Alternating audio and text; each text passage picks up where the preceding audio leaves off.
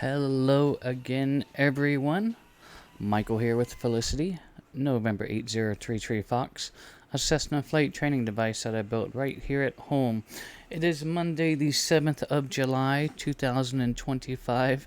I do hope you are all well and safe wherever you may be around the world. I feel like it has been forever since we've been able to get together and do an actual flying stream. It's probably even before Flight Sim Expo that we were able to fly together. But Expo was a very nice show. If you did make it out there, I hope you had a good time this year. During our downtime that we haven't been able to do much streaming, we had a few new channel follows while we were offline. Mariner 98 came in with a channel follow almost 2 weeks ago. Sorry that we're just now able to fly together. And then Cool Joe 007 I met down there at Flight Sim Expo came in with a channel follow, as well as Jitsuka and Toto24905, all with new follows to the channel while we were offline. So I do appreciate those, and I look forward to flying with you all in the very near future.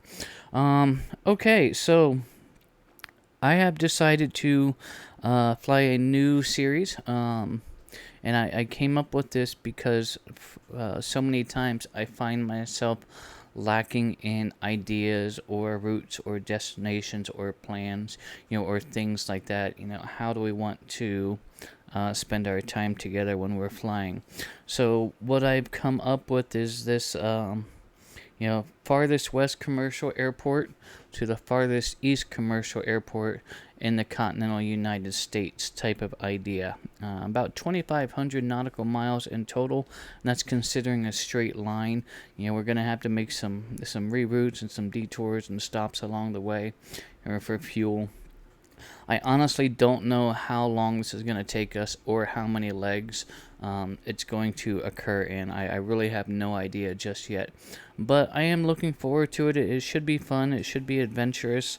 And we'll do this when there's no other major sanctioned event going on that we want to take part in or anything like that. SimVenture on the Pilot Edge Network is coming up this weekend, Friday, Saturday, and Sunday. So we will be flying SimVenture on Friday. Saturday, the Virtual USA Flying Club is having their 3rd annual air show. So we'll be participating in that on Saturday, and then back again on Sunday to continue SimVenture on the Pilot Edge Network. So this weekend is going to be a very busy weekend of flying. And I do hope you're able to join in for some of those activities. So without further ado, I went ahead and printed off a brand new pilot log for our flight.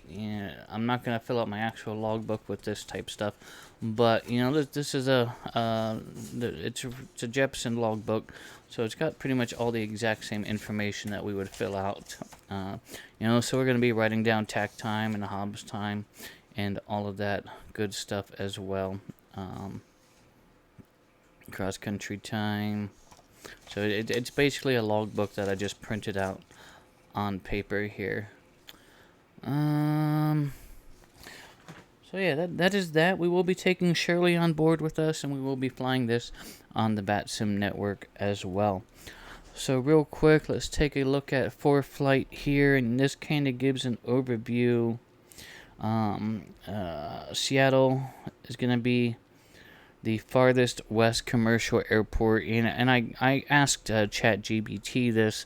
I'm assuming it knows, but looks like Seattle is going to be the farthest west, and then the farthest east commercial airport in the continental United States is Kilo, what is that, Bravo Golf Romeo, which is looks like Bangor International in Bangor, Maine. So that is going to be our ultimately final destination, and that's sort of going to be the close of this series. But how long it's going to take us to get there, and how many days and how many flights, I really have no idea just yet. So let's come up with a plan for today. Yeah, WestJet. Yes, you are correct. It is going to take a while, but it'll be fun. We'll be able to see a lot of things and explore some new areas and things like that. So I'm hoping that it really works out very well during those times when, I find myself lacking of an actual, because that's 90% of my problem is trying to figure out what I want to do, where I want to fly, you know, what sort of goal or agenda. So this kind of fills in that gap. When there's not a major event or anything like that, we're gonna come here. We'll do, we'll pick another leg and we'll do another leg. That's sort of the plan. So, iDog Joe, welcome in. Thank you so much for coming in, my friend. It does look exciting. It should be pretty interesting. I don't know how far we're gonna get today. I imagine, I'm hoping to cover at least, at least 100 miles today. Depending on the winds and everything like that. But we are here at Seattle. And if we just kind of rubber band down here, and remember, we're kind of in the mountainous area here, so this may not actually be a straight line that we're going to be able to accomplish. But if we rubber band us down, and we're going to try and pick points that have fuel. So, what is that? What's this first segment here? Okay, so that's about 120 nautical miles. And then if we continue along, what do we got there? There's a plus sign. Papa Uniform Whiskey could be another one. And I'm saving this. This flight plan will be saved on my 4 flight, so we'll be able to come back to this. What's up here?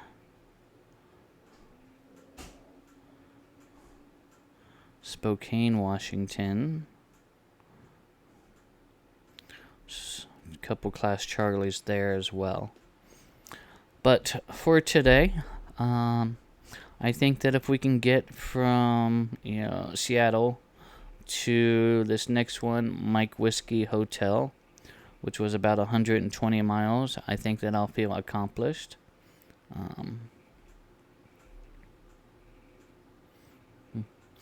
All right, let's take a quick look at our weather at Seattle right now, and then at Grant County International, which would be that next one there on that route. Winds are out of the west at 340 at 8. So that's going to give us a bit of a tailwind today. A few clouds, 2,500 feet. Temperature 28, dew point 7, altimeter 908. So we got just a bit higher than standard pressure there. Runways, looks like it's all north-south runway, pretty much north-south. They're all 16s and 3/4s. There's a center, a left, and a right, the shortest of which is 8,500 feet long by 150 feet wide. So that shouldn't be a problem for our 172 to handle. Field elevation 432 feet. Standard pattern altitude. Fuel is available.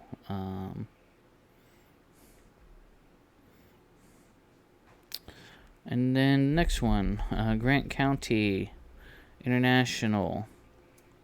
Visibility is 10. Sky is clear. I'm assuming winds are calm. It's not really actually giving me any sort of wind information here currently. Temperature 33, dew point 6, altimeter 2,901. So we're a little bit below standard pressure there. So both of these two airports for this evening look like they're going to be just fine for us. We are going to have this Bravo shelf that we'll be needing to contend with. I don't know if we'll have any ATC online tonight or not. I haven't checked that, but what is that first leg? So yeah, about 120 nautical miles.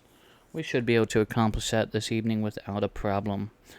So, that being said, I think we're probably good to head to the aircraft. I did go ahead and do a pre-flight and walk around, so all of that is already done. So we should just be able to get in there and get things going. So again, everyone, welcome in. Thanks for coming in, joining me for this first leg on what's going to be an incredibly long series of flights. It could take us 3 months, depending on how much time that I have, between other things that we have going on.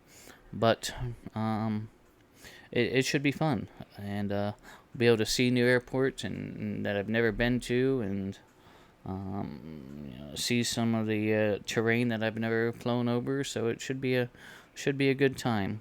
So all of that being said, we will grab Shirley, our AI co-pilot, to tag along with us. So we'll be able to ask her to tell us about anything that's in the area. Sparker in VR, hello, welcome on in. Pleasure to see you again, my friend. Glad you made it home safely from Expo. It was definitely an honor to meet you down there. We just finished up our quick pre-flight briefing on the leg 1 of my new West Coast to East Coast flight series, about 2,500 nautical miles in length, and we're going to try and cover about 120 of those this evening. So thank you for coming in, my friend. It's a pleasure. Okay, let's go ahead and head over to the aircraft. I will see you there in just a couple of minutes once I grab Shirley and get us connected to the VATSIM network. And thanks for sticking around. I'll see you in just a minute.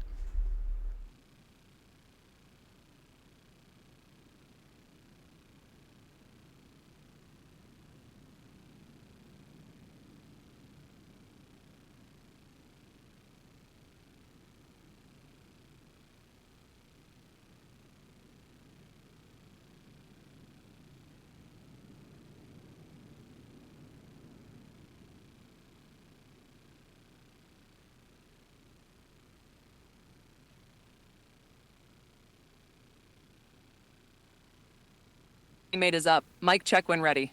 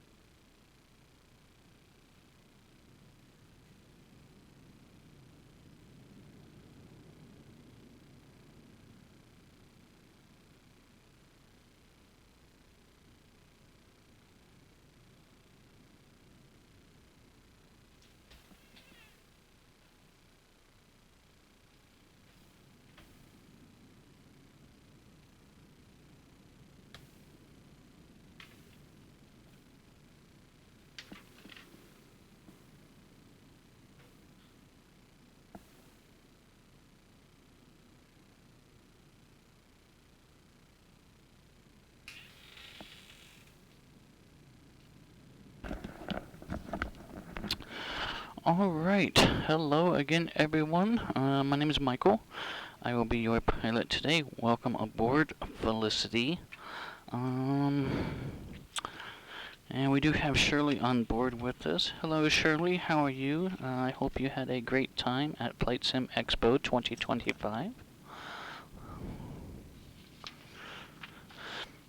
Okay.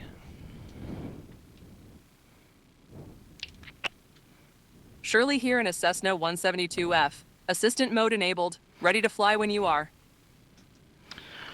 All right. Sounds good. BWK 121, welcome on in. Thanks for the channel follow. Greatly appreciated. Okay, let's go ahead and fill out this initial information here. So we have this. Looks like we're at KSEA, Seattle Tacoma International. Let me grab the current weather for you. All right, Shirley, you do that. I'm gonna grab the hops time and tag time. 1065.2. KSEA weather. Few clouds at 25,000. Wind 340 at 8 knots. Visibility 10. Temperature 28, dew point 7, altimeter 29.98. Sounds good, Shirley. I appreciate Frequency. that. And this is a brand new Homs meter that I just put in, so it's just a baby. We're at basically all zeros and 0.3 right now. Roger that. I see you're testing a new hums meter. And just to note, I couldn't set that frequency earlier since it was below the VORLOC range. Let me know what else you need. Shirley, I'm good right now. You can just sit back. I'm gonna go ahead and run through our startup checklist here, and I will certainly let you know when I need you. BWK, I appreciate that. It's definitely been a labor of love over the last 12 years or so. So I did forget to connect ourselves to VATSIM, so I'll have to step out to do that, but I want to get started up real quick and get our engine and oil pressure warming up, and then I will step back out. But let's Roger. Okay, date is, what is today's date? July 7th, is that right? Okay. Roger that. I'll monitor while you... It's Aircraft. July 8th, 2025 at 022 Zulu. I'll stay quiet while you work through your checklist. Alright, Shirley, you please stay quiet for me, please.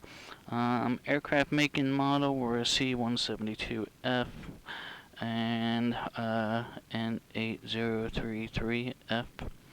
And from is KSEA. And that's all I'm going to fill out right now. The rest of that we will fill out once we're on the ground at our destination. But I decided to actually do an actual paper log for this flight series, just because at the end, I can go back through and see exactly how many actual flight time hours it actually took us to go from the farthest commercial airport west to the farthest commercial airport east. So that will be there for fill out upon completion of our flight today. Okay, pre-flight walk-around has already been done. Tack time, Hobbs time, we got that. Circuit breakers are all in. Alternate static air is in. And we will move right along to our startup checklist. Seat track. Let's get scooted up here so we can reach the flight controls. Okay, that feels good. Avionics are off. Carb heat is off. Mixture's gonna go full rich. Throttle slight. Let's get 3 on the primer. Slowly pull it out. Let that primer fill up with fuel. And then slowly push it in. Here's 1. Pull it out. Let that bowl fill up. And slowly push it in. If you prime too fast, you can actually aerate your fuel, cause microscopic air bubbles in there. It's not the best for atomization. So we'll pull it out and then slowly push it in. Okay, your primer is in and locked. Brakes are gonna go on. Let's make sure that we are clear. Clear left, clear right, clear back, clear front. Okay. Everything's good to go there. Master's gonna go on. Beacon. Monitoring while you complete checklist. Okay, and mags are gonna go to start right away. I'm looking for our engine oil pressure and RPM. If I don't have either one of those, we'll be shutting down because there's a problem. Here we go. Staying quiet during start sequence. Okay, we do have engine rotation and oil pressures in the green, so everything looks good there. Let's go ahead and turn our landing light on so that we can be seen here. And that completes our startup checklist. Tell you what, let's go ahead and skip right down to our pre-taxi checklist. We'll get as far as we can. Flaps, we'll bring the flaps up. I'm not going to put my seatbelt on just yet because I am going to have to get out to connect this to VATSIM. Avionics going to go on. There's bus 1, bus 2.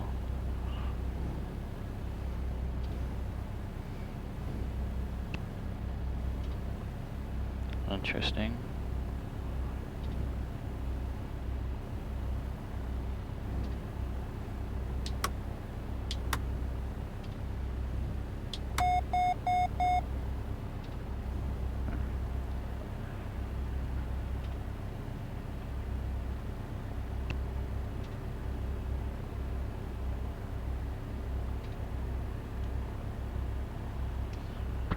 Okay, so this is a new condition since our last flight.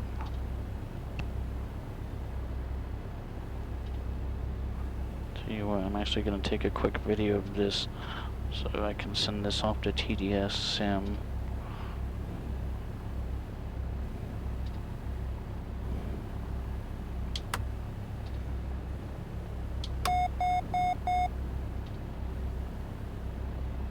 Well,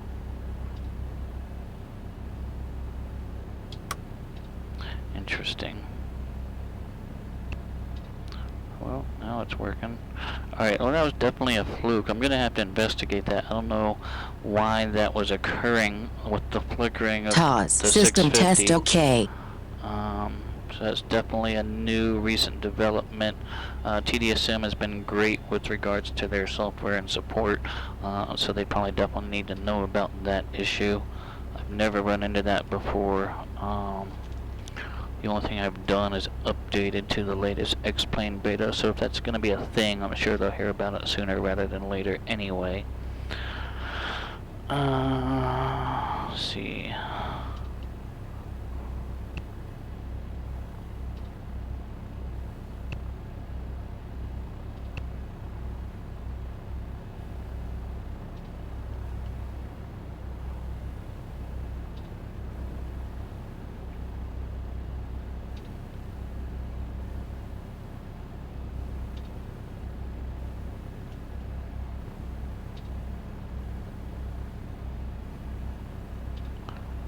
Okay, altimeter mode, but it seems like it's no longer coupled with the transponder here. So let's do this one more time.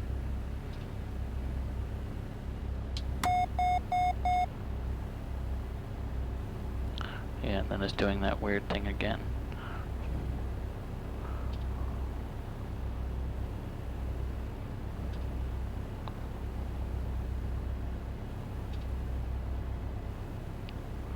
Okay, so I'm going to take a couple of seconds of this. And then when I step out to connect this to VATSIM, I'm actually going to reset this plugin real quick and see what that does. So let me go and do that, and I appreciate your patience while we sort through these issues. I think my airplane is mad at me because I haven't flown her in so long. So we'll turn this off and this off. I'm gonna go and reset the plug-in, and I will be right back. Alright, Sparker, that's good to know. And M. Stein blames the A&P fella. Yeah, that's who I would blame too, surprisingly. I'll be right back.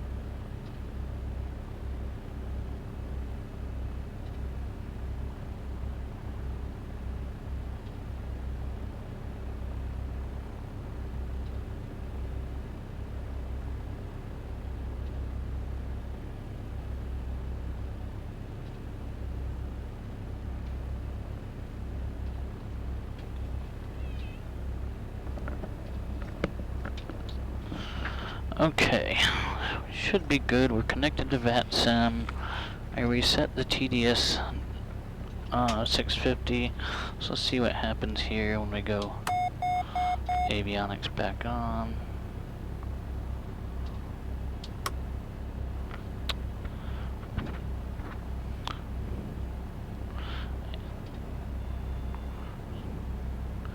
Yeah, that's bizarre.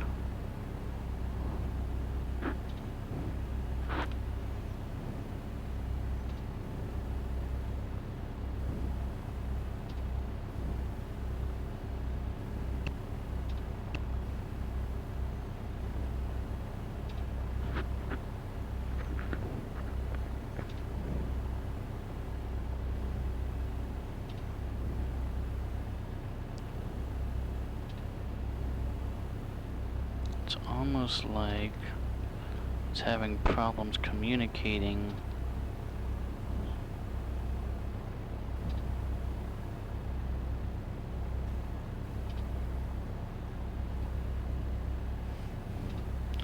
Let me check one more thing for just a moment here.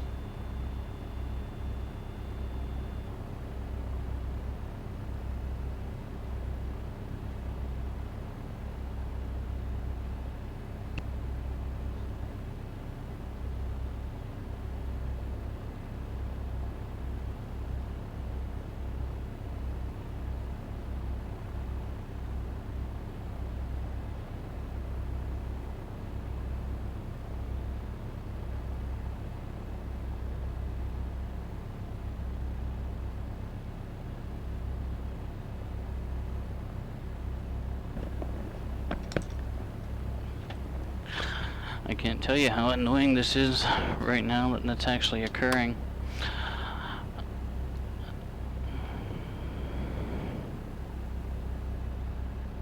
And I don't know if it's a TDS plugin problem or a problem with, because it uses the Garmin trainer and integrates the two.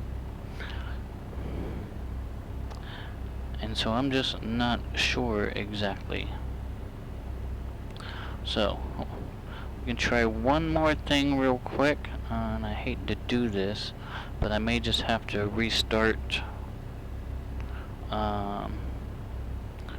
the X-Plane master and see if this, whatever this is,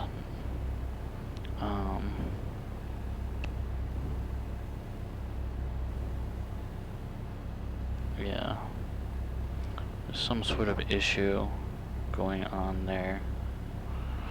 Okay. Alright, expediting shutdown. I apologize about this momentary delay. So let's head back to the hangar for just a minute while I reset this thing. So I'll see you back there.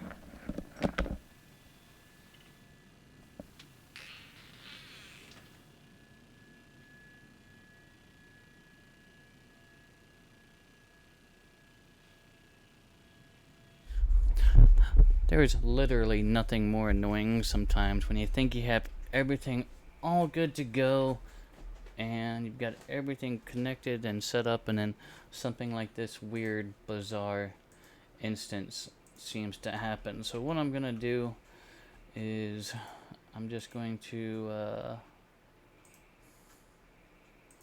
restart this here, and then I'm going to check TDS Sim to see if there is any actual updates for their GTN XI series. So we'll do that first real quick. TDS Manager, we'll go ahead and run that. And then log in.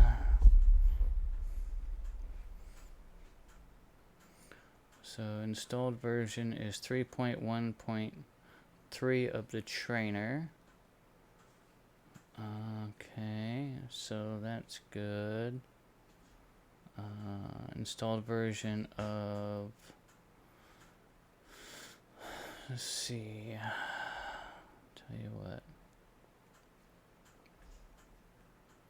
let's just go ahead and reinstall the TDS Sim plugin real quick.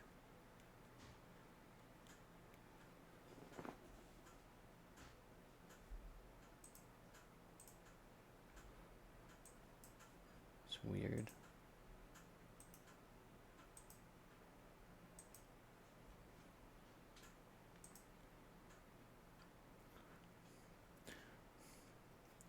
Then if we go through all this and then it still doesn't work, we're still going to fly. We'll just have to use COM2, and that's really all there's going to be to it.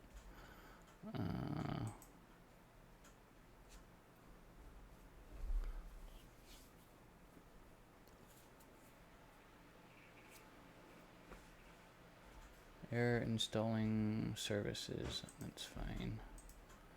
Okay.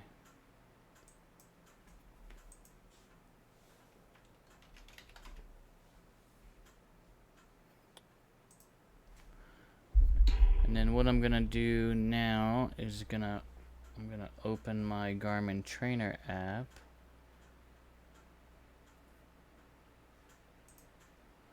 And see if I can actually run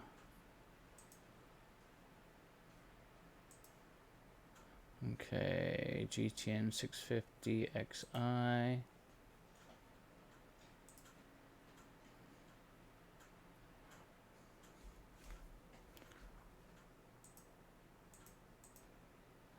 Okay, so that's working properly. So I don't think it's a problem with the actual trainer app. Yes, TDS does use the Garmin trainer for their GTN XI series, 650 to 750 series. Okay. We've got that, we've got that. Alright. So let's go ahead and load back up here into X-Plane.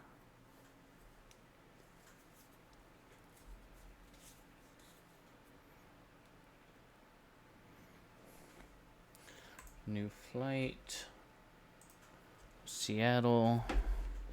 And then once this loads back in, we should be able to head back over into the sim and hope for the best.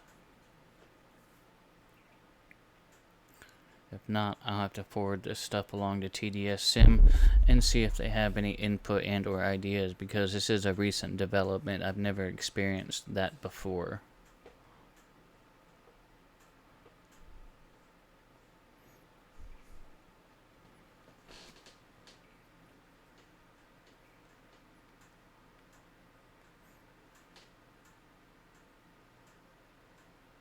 And I appreciate your patience as I work through this.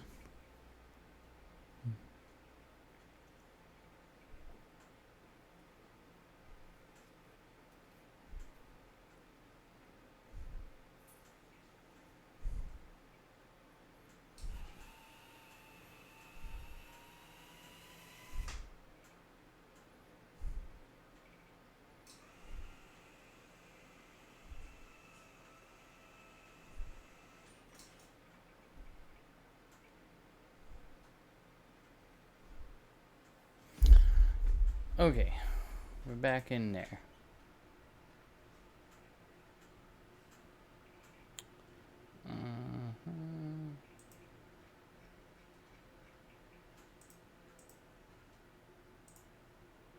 Okay, then we need to start this up here.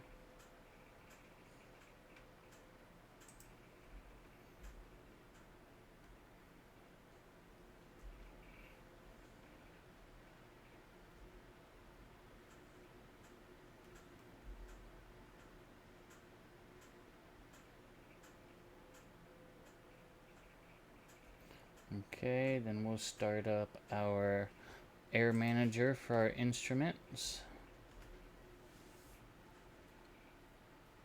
And we'll start up virtual fly for our primary flight controls.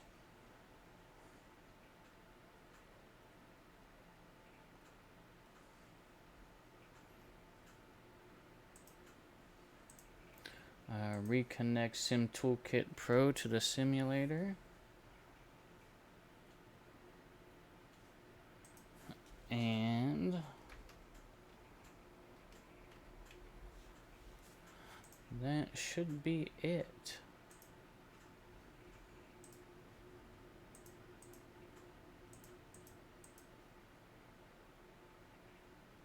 That's good, that's good, that's good. Okay. Alright, we'll try this again. So I will see you back there at the plane in just a minute.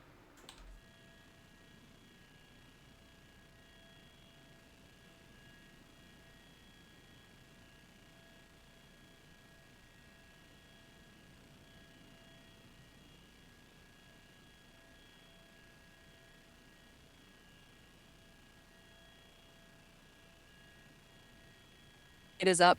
Mic check when ready.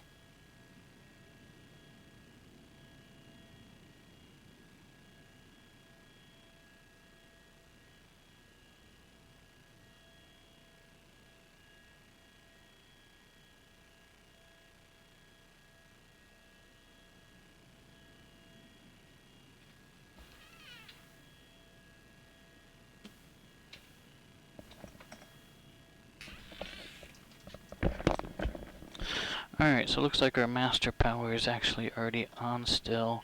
I'm just going to go ahead and do turn avionics 1 on, and we'll see what happens here.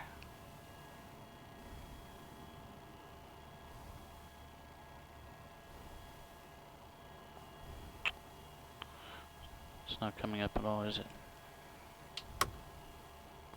It's bus 2.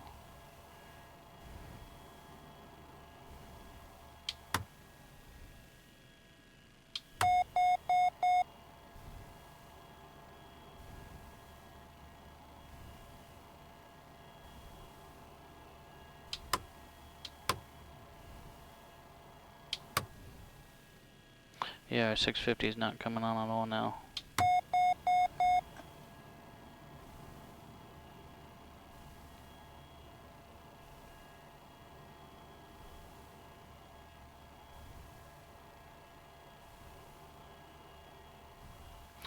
Okay, well, let's at least make sure that we can transmit and receive on COM 2 here. 1, 2, 3, 4, 5. Oh, well, I only have one radio. That's not really gonna help us. Let's see if we're transmitting on the VATSIM network.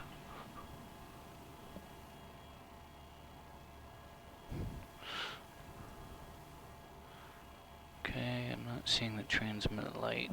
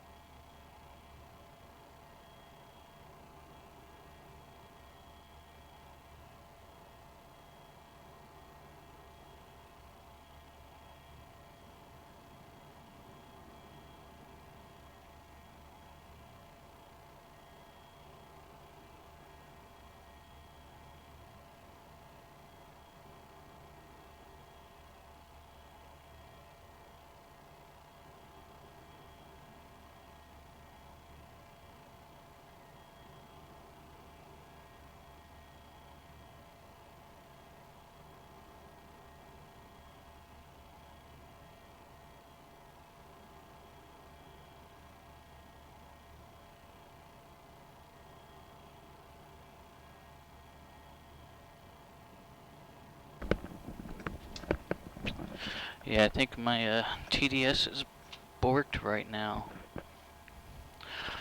Well, we should still be able to have redundancy with the actual transponder. Let's see here.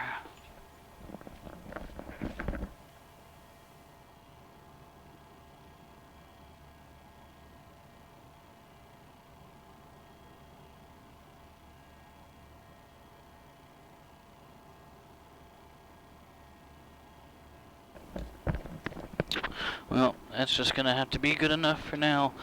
So we will be using one radio. We're gonna be on COM 2, using our 430, and I'll have to debug that later. I'm not gonna keep anyone hanging around trying to work through that. Because I do want to get some miles behind us today. Okay, expediting startup here. Mixture to rich. We just ran. We don't need to reprime. We're clear left, clear right, clear front. Max to start.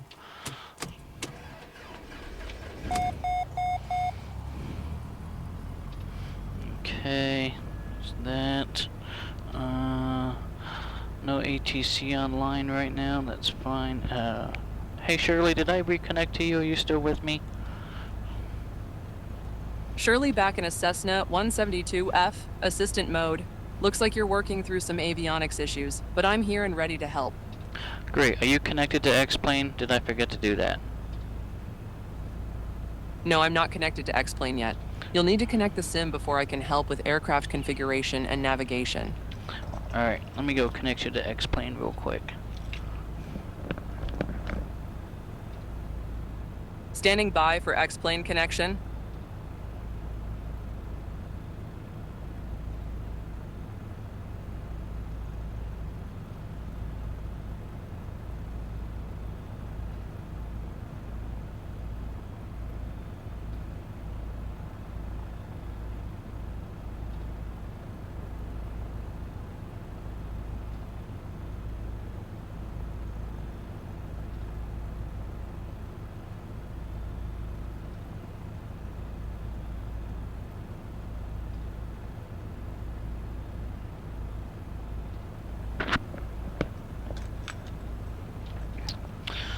Okay. Well, Shirley, it's just gonna be you and I in the chat, and some open air.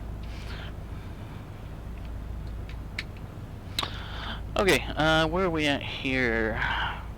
We are right here at the South General Aviation ramp. CTAF is gonna be 119.9er.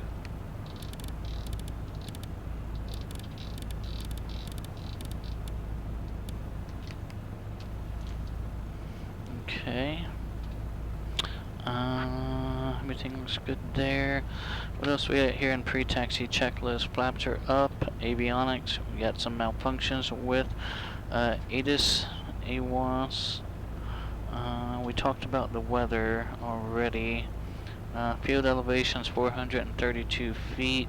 So if we set altimeter 400, something like that, it's 3002.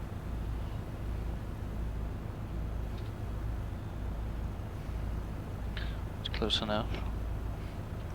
Transponder, which Grokking VFR mode Charlie, ADS-B. Well, it's tied into the 650, so we're not going to have that right now. We're a little bit illegal here in the Bravo, since we don't have ADS-B out currently. But that'll be alright, at least for now. Heading indicator to compass. Okay, got that, flaps up. Okay.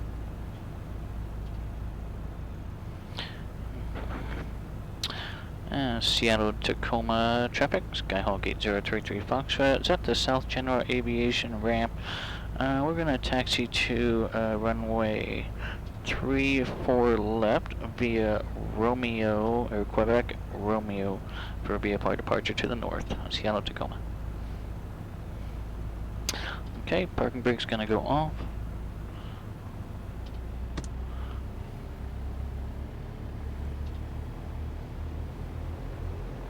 We'll get over to the threshold and then we'll do a run up.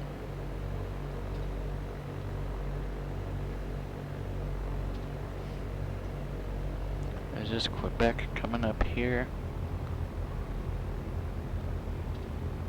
Nope, that's Tango. Okay, I want this one over here then.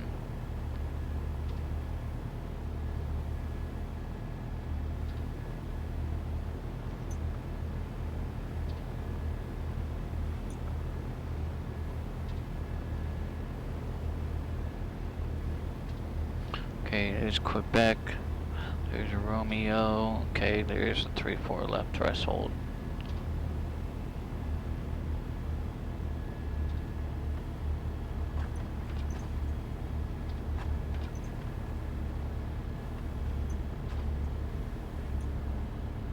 Approaching runway 34 left. Alright, here we are. Okay, let's go through this run-up checklist. Brakes are on. Fuel, both. Trim. Set for takeoff. Plate controls, we are down on the right. Up on the left, down on the left. Up on the right. Elevator and rudder are free and correct there. Mixture's in for best power. Primer's in and locked. Brakes on, hold maximum. Let's get 1600.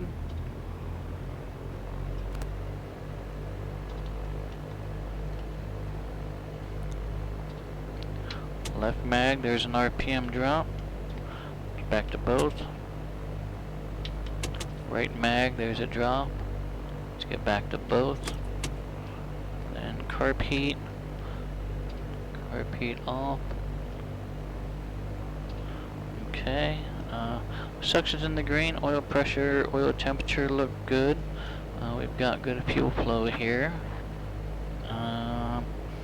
So other than our COM 1 and 650, everything's looking good.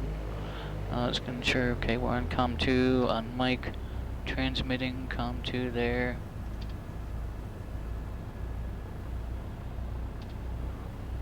Okay, Hobbs is counting. Fuel, plenty of fuel. Okay, I think we're good. Seattle traffic, Skyhawk 8033 Fox. I'm going to be taking runway 34 left, straight out departure, and then going to be making a right crosswind exit to Bravo, Seattle. Alright, Shirley, are you ready to go? How'd everything look on our run-up? Connected and monitoring at KSEA. Run-up checks appear normal. One note, for Bravo airspace exit, remember VNA is 151 KIS in this 172F. Ready when you are. Alright. Lights check needed before takeoff. Landing, nav, and strobes should be on for departure. Want me to set those for you? No, Shirley, I just got them, but good call. Thanks for recognizing that, because I did not. This is a... You've got the lights set. Slow B runway. Alright, here we go. Let's ease that power in slowly. Slow is fast. And then we'll maintain rudder for center line. Looks like we're going to go downhill and then uphill here on this unique Lined up on sloped runway. center. Alright, instruments in Airspeed green. Airspeed's alive. Let's go ahead and rotate. The speed's alive. Positive rate. Gear is fixed. Positive Climbing through rate. 50 feet looking good. Gear is fixed.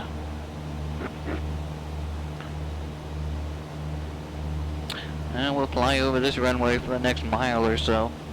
I'm just kidding, it's not that quite that long.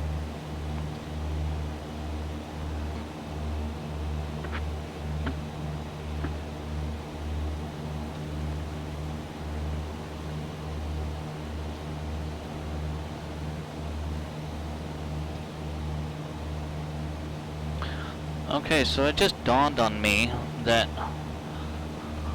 this recent development with my Climbing. 650, it's a Since new... we're airborne, I'll stay quiet. Yeah, please stay quiet, Shirley, Monitoring for a moment. It's a new development, but you know what else is new? Is this new ELT and Hobbs meter. Now, that requires their own software to run alongside X-Plane as well, and it uses the X-Plane Connect plugin, which is a forked version. I can almost guarantee it's a forked version of the NASA X-Plane Connect plugin. So I'm wondering if that might be interfering with the TDS Sim plugin. So that's something that I'll have to check out later. Monitoring climb. Let me know if you need anything. Alright, Shirley, will do. Everything looks good there. Let's go and lift our right wing, and we'll go ahead and make a turn on course. Let's put in destination of Kilo Mike Whiskey Standing by for Hotel. Kilo. Let me look up KMWH for you. Setting waypoint for Grant County International. Turn right heading 082 for KMWH, 123 miles ahead. 082, Shirley, is that what you said? Yes, heading 082 Class degrees Delta magnetic to Moses 0.6 Lake. miles. You're already pretty close to that heading now at Yo 92. Class Delta to 2.8 miles.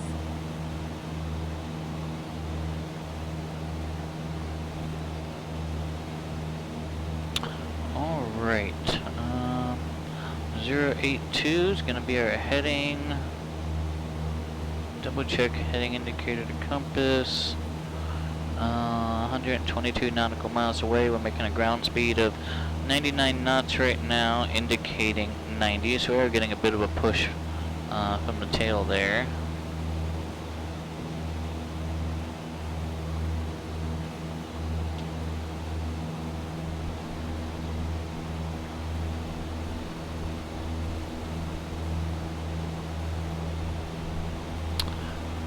And yeah, should be smooth sailing from here on out, I'm hoping. We're probably gonna have to climb for some of this terrain that I see ahead of us. We're heading east. I want to say this big tall mountain might be Mount Rainier.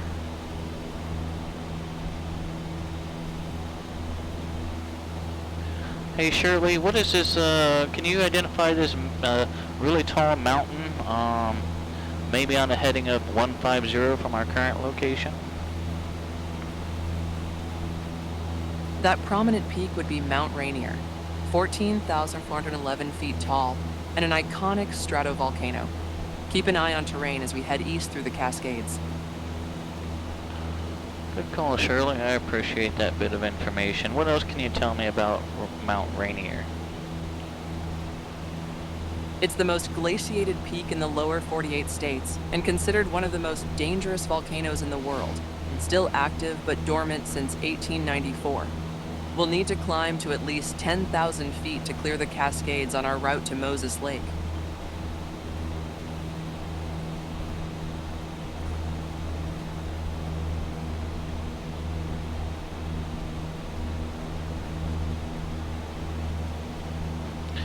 Shirley, we want to confirm we're going to need an altitude of 10,000 feet. Let me refine that. We need a minimum of 8,000 feet MSL to safely cross the Cascades on this route to Moses Lake, with 10,000 feet providing better terrain clearance. I'd recommend starting that climb soon since we're only at 2,700 feet now. Alright, well then up, and away we go. Let's put in... Monitoring your climb. Let's put in what, maybe 500, no, 700 foot per minute climb?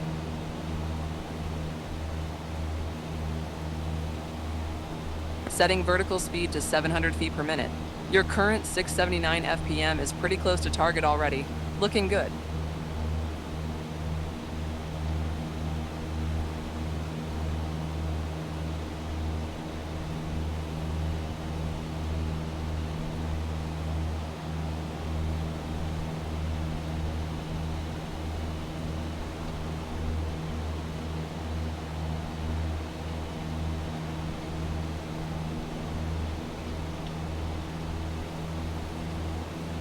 Lean us out a little bit as we make this climb.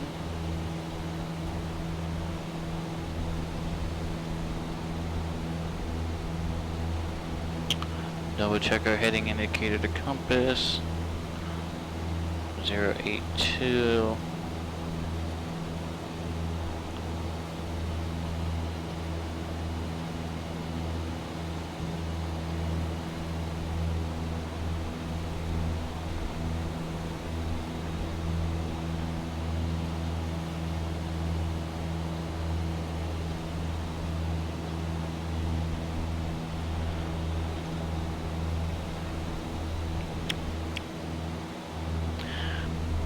And Shirley, are you able to tell me the frequency for the Moses Lake VOR there? Let me check Moses Lake's VOR frequency for you. I apologize, I don't have access to the VOR frequency in my database. You'll need to check your charts for that information. Okay, so that frequency is 115.0. Let's go ahead and get that in here. I don't know if we'll be able to grab it just yet. No, we're still a bit too far from that one. Let's try 117.9. Let's see if we can grab that. Okay, so we got that one. Not that we need that particular VOR, which is the Ellensburg VOR, but it is going to give us a bit of situational awareness.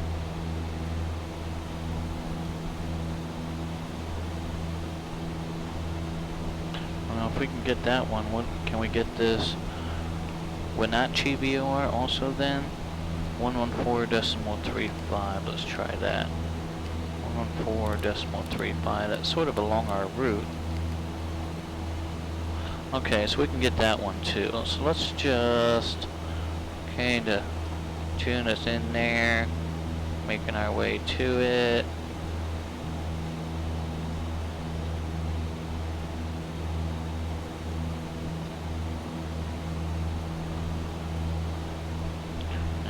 Got these mountains kind of in the way. It's blocking that signal.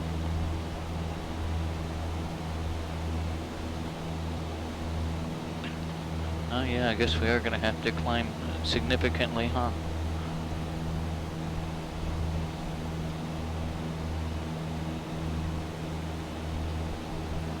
I do hope everyone had a good weekend, enjoyed your weekend, your long holiday weekend, 4th of July in the United States. I was really excited because the village that I live in, they decided for some reason this year to relocate the firework display from the usual place that they set it off at the local county fairgrounds to the local high school. Now the high school, you know, it's 1 block away, but for me it's a long block. I live in the country, and granted it's just one street south. You know, to get from my street to that street is every bit of 1.5 miles south.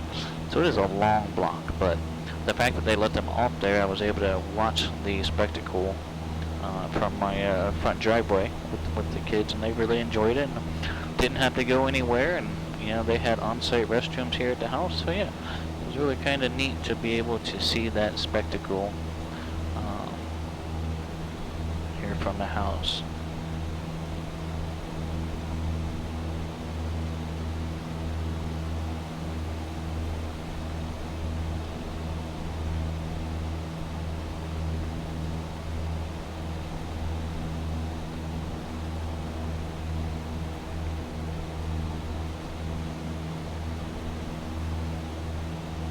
Hey Shirley, I've got another prominent peak, not quite as high as Mount Rainier, which is off to our right, but I do see another prominent peak pretty much directly off of our nose, way out there.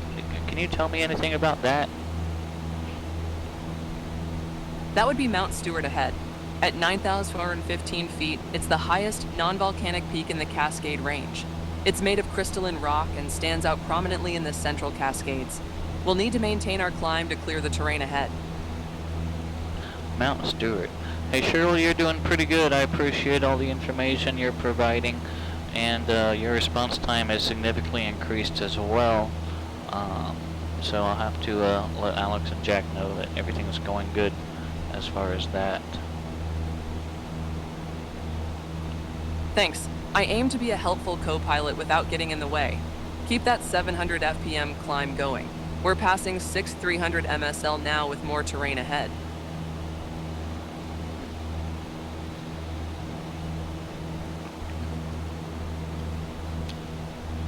And Shirley, just confirm for me, 8,000 is going to be the minimum necessary to cross, but recommend 10,000 just for some additional space between us and the ground. Is that correct?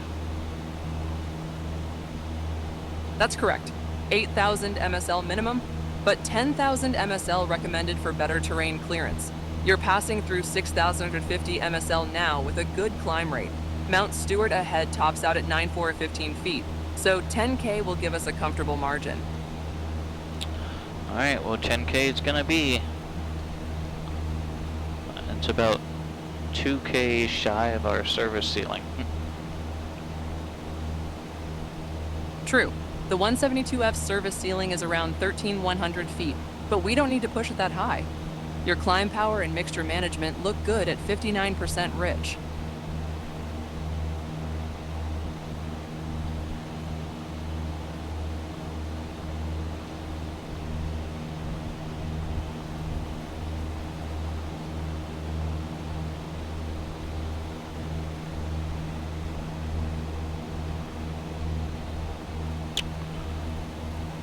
Okay, we are clear of, well, not quite clear of the Bravo. We're still in the Bravo, so we'll stay here on CTAF until we're out of the Mode C veil.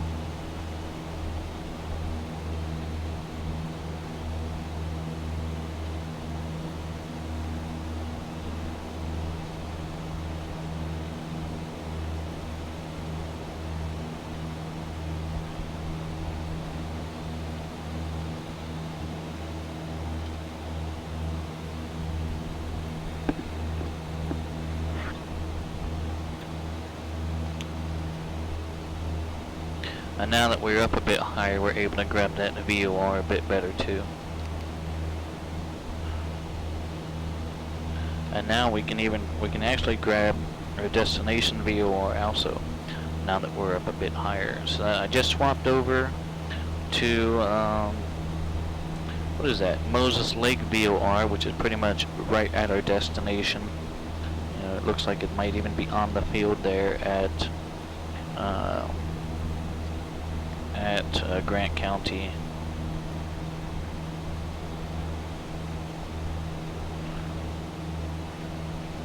So now that we have our VOR dialed in, we should just be able to track that needle the whole way. Double check heading indicator to compass.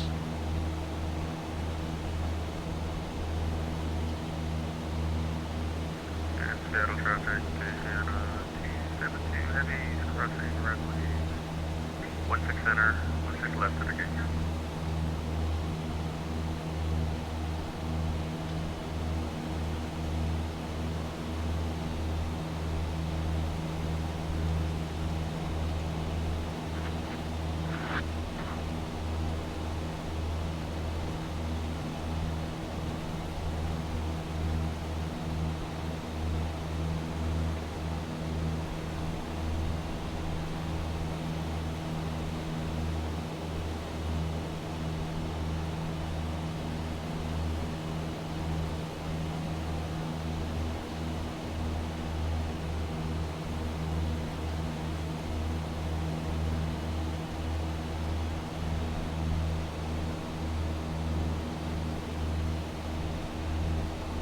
Alright, passing 8,500.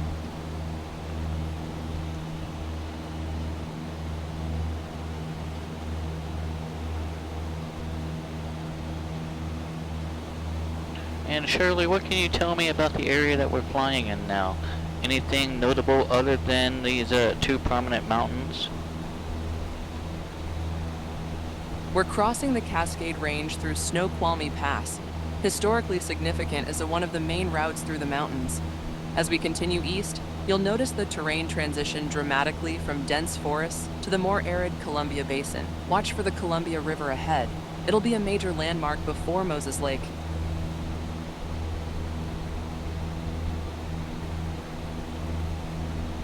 Shirley, you and I are gonna have fun on this trip from the far west coast to the far east coast. You're gonna teach us a lot of things, probably. A coast-to-coast adventure. Though right now we're headed to Moses Lake, KMWH, which is still in Washington State. The real cross-country would start after that. Want me to keep monitoring our progress to KMWH? Yeah, keep monitoring progress. This coast-to-coast adventure is going to take us several days and several flights. And while I know you're not necessarily going to retain that information, it is something that I'll go ahead and tell you now. Roger that. Current leg to KMWH looking good. 101 miles out, though we're about 20 degrees right, of course. Small left turn to 079 will line us up better. Climbing through 9,500 feet, which is giving us good terrain clearance now. Making a turn to 079er per your recommendation. Looking good on that turn to 079. We're leveling at a comfortable 9,700 feet MSL now, well above the terrain. Moses Lake is 100 miles ahead. Alright, so we're heading east where VFR, we should need to be odd plus 500. So will 9,500 do pretty good for us, Shirley? 9,500 is perfect for VFR eastbound. We're already at a good altitude, so just maintain what you've got. Alright, so we're gonna hang out here at 9,500. Roger that, maintaining 9,500. We're right on course now at 079, about 99 miles from touchdown. Alright, well you're on point, Shirley. Your new airport database seems to be working out just fine. Thanks. And I see we're in assistant mode, so I'll stay quiet unless needed and keep monitoring our progress to KMWH. Lots of interesting terrain transitions ahead as we cross the Cascades. Sounds good, Shirley.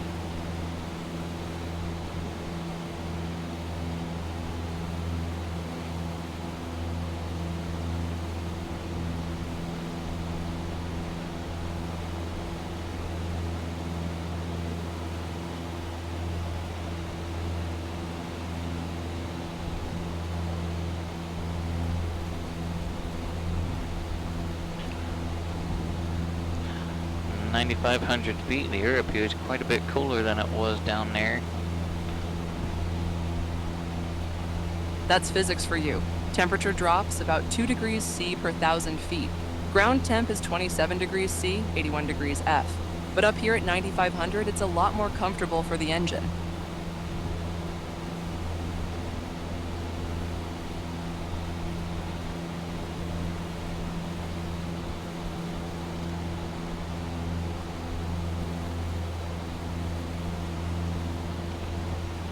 We were flying over the Cascades here in Washington State.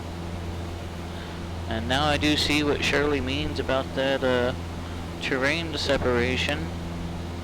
And we're 9,500 feet, but it looks like the ground's just about 1,500 feet below us. So she was right in that climb recommendation, that's for certain. Monitoring our crossing of the Cascades, the dramatic elevation changes below confirm our altitude choice was good. I'll stay quiet, but keep watching our progress.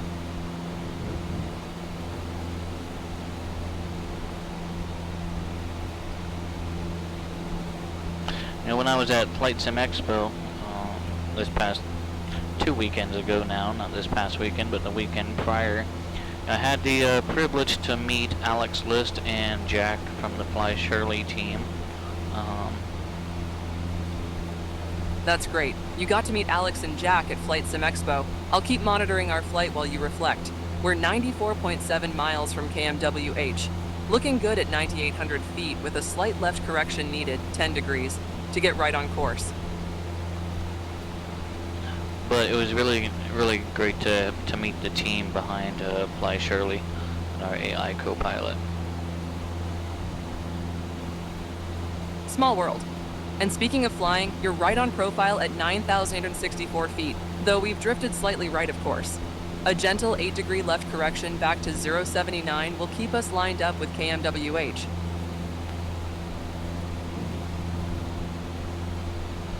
Alright, so I'm going to adjust my heading bug a little bit and then Shirley to keep us on course.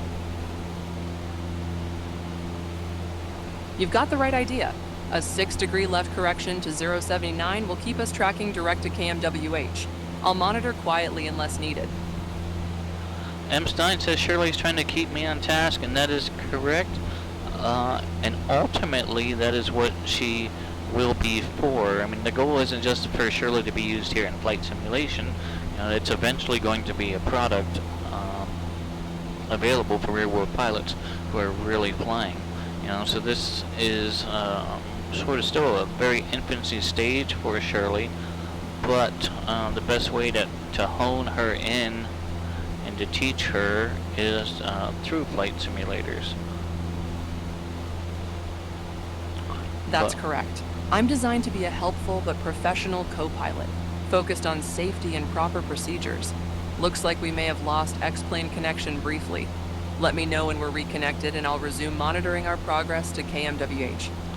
Shirley, you want to double check that? I'm pretty sure we're still connected to X-plane. Yes, we're definitely still connected. I see your telemetry showing 9041 MSL 98 KIAS on heading 082. A small 2-degree left correction will keep us perfectly on course to KMWH. Mixture looks good at 41% rich for this altitude. And Shirley, does your telemetry give you any indication of our current ground speed? Do you have access to that information? Yes, I can see our GPS ground speed is 115 knots, while indicating 97 KIS. That's about an 18-knot tailwind component helping us along. We're 89.8 nautical miles from KMWH. Good job, Shirley. Good job. Thanks. I aim to be precise with the data available.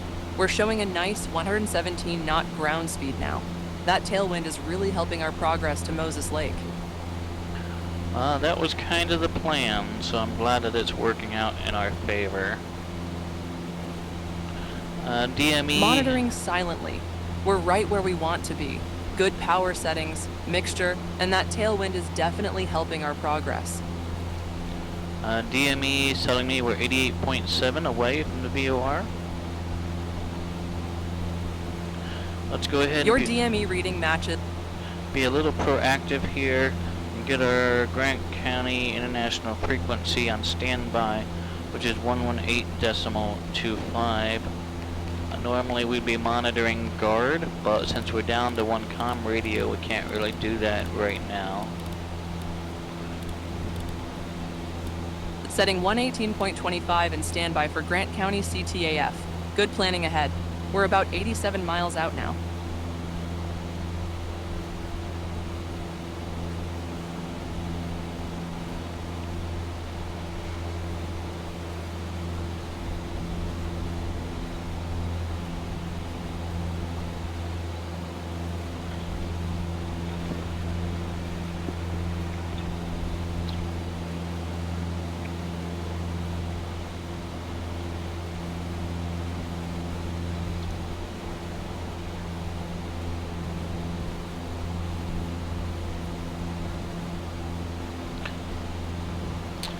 Okay, so Grant County International is a Class Delta.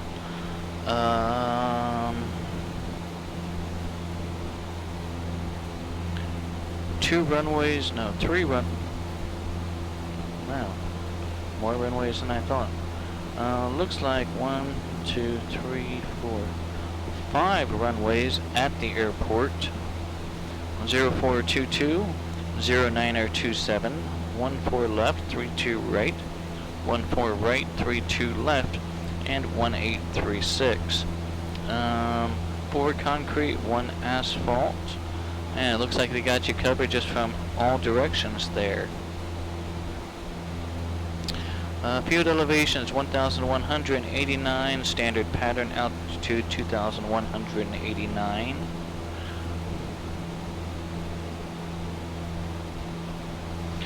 all runways have a right traffic. They're not, well, each runway, well, I don't know how do I want to say this. If you have 5 runways, that's actually 10 different runways, I guess technically. Because you can land at either end, you got 2 different numbers per strip. Okay, so if we have 5 strips, that gives us 10 runways. But every strip has a right traffic. So I'm wondering what they're possibly trying to protect. If I take a look here, runway 22, 27, 32, 14, and 18. So we got 22, 27.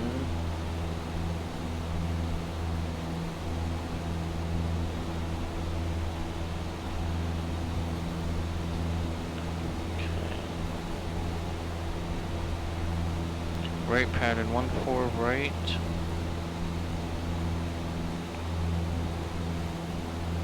So I don't know if they're trying to protect that glider area.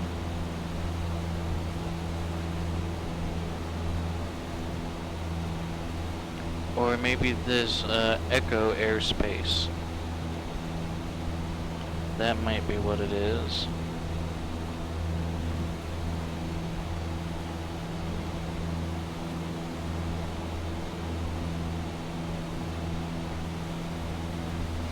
Hey Shirley, I got off about 20 degrees off course there. What happened? Why didn't you call that out?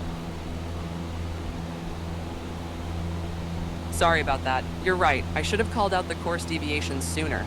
We need a 22-degree left turn to 078 to get back on course to KMWH. I'll be more proactive about course monitoring going forward.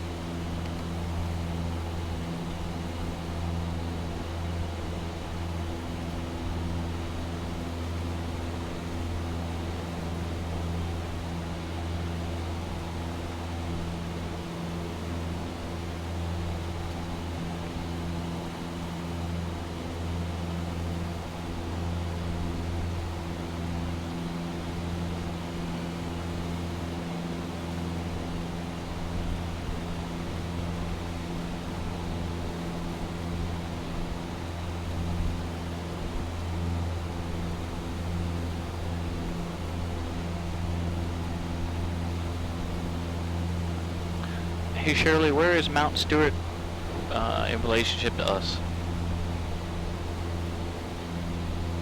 Mount Stewart is now behind us to the west. We passed it about 15 minutes ago. We're heading into the Columbia Basin now, where the terrain becomes much flatter and more arid compared to the Cascades we just crossed.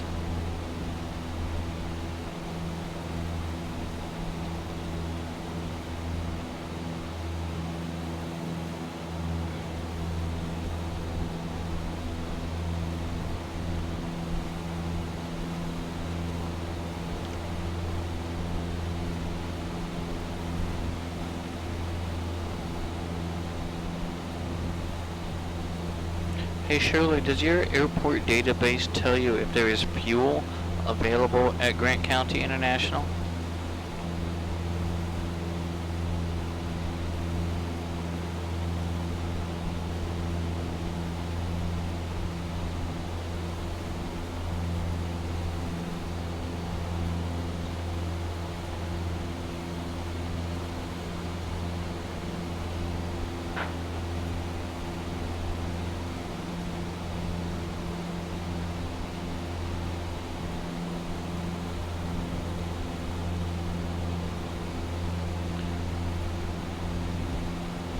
Hey Shirley, did you hear what I said?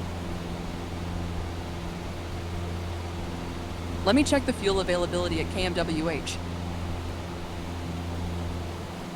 I apologize, but my database doesn't show fuel availability information. You'll need to check other sources or call the airport for fuel services. Okay, that's fine. I figured it didn't because of the database that you use. I was just curious. You're right. My airport database is pretty basic. I see we've climbed a bit high to 10,042 MSL, about 600 feet above our planned cruise. A gentle descent back to 9,500 would keep us at the proper VFR altitude eastbound. Shirley, check the telemetry again. I'm showing us at 9,700 unless my altimeter needs readjusted.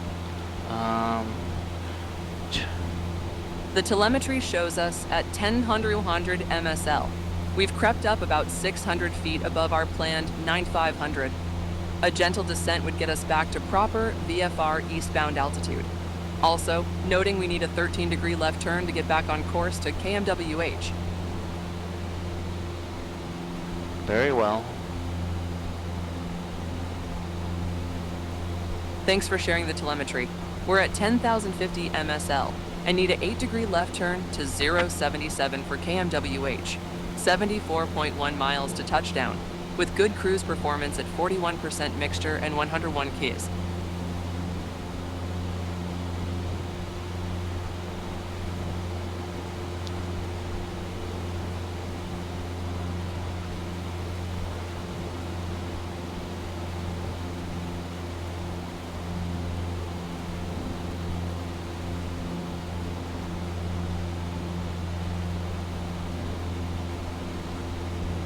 Hey Shirley, pull me the closest METAR.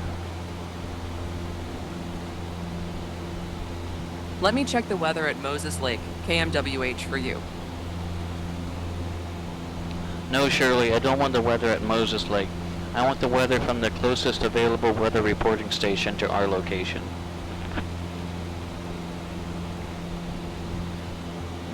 Let me check the weather at the closest station to our current position. 47.26 degrees N, 121.09 degrees W. Let me check Easton, KESW, since it's closest to us. Let me try Cle Ilum, S93. I apologize, but I can't find current weather reports from any of the nearby airports.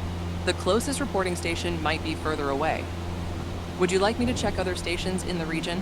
Yeah, pull me the weather from KELN, Bowers. Let me check Ellensburg, KLN, for you. Ellensburg weather, clear skies, wind 080 at 6 knots, visibility 10 plus, temperature 34 degrees C, altimeter 29.90.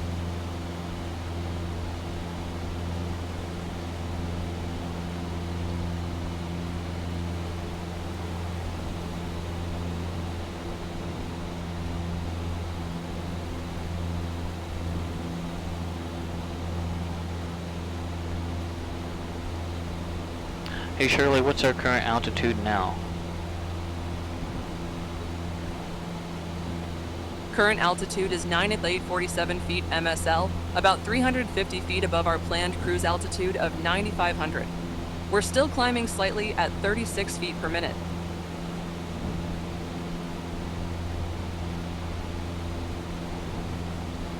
Shirley, I think the telemetry is just a bit off. Because I'm showing we're at 9,500 with a 0 foot per minute climb right now. You want to confirm that for me?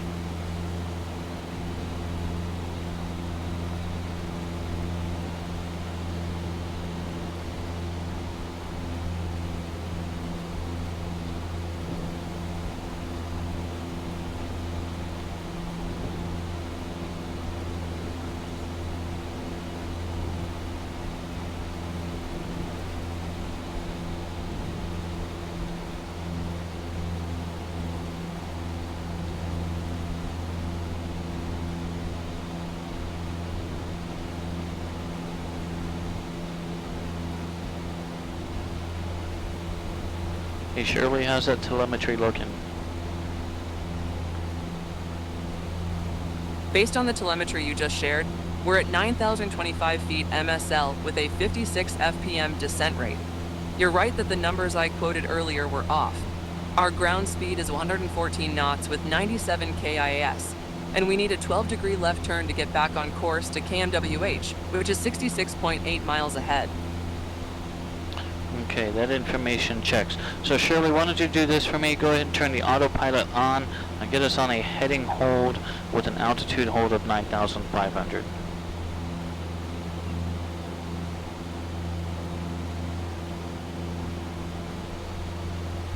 Setting autopilot engaged.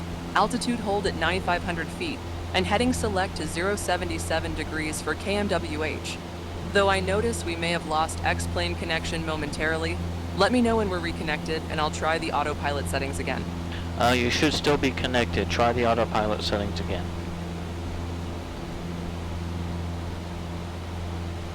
Let me try setting the autopilot again with the correct parameters.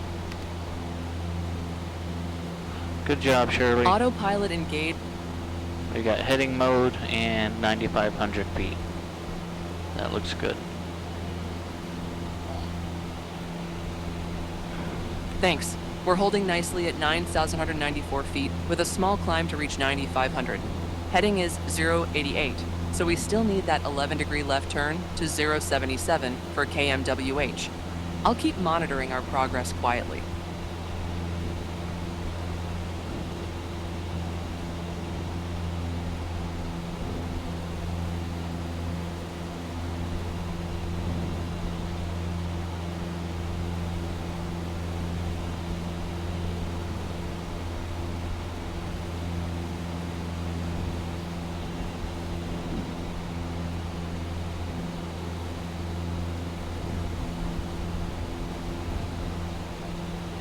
Alright, we have about 62.8 nautical miles to go. About another, if we keep up this rate, maybe another 35 minutes of flight time until we get to our first stop. Get to our destination for this evening. And then that would conclude leg one of our who knows how long it's going to be tour.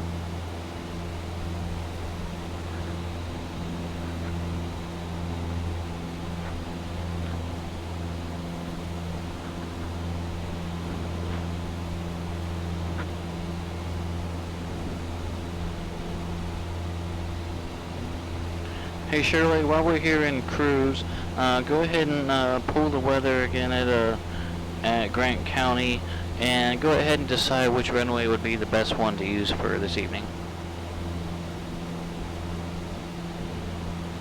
Let me check the weather and recommend a runway for KMWH.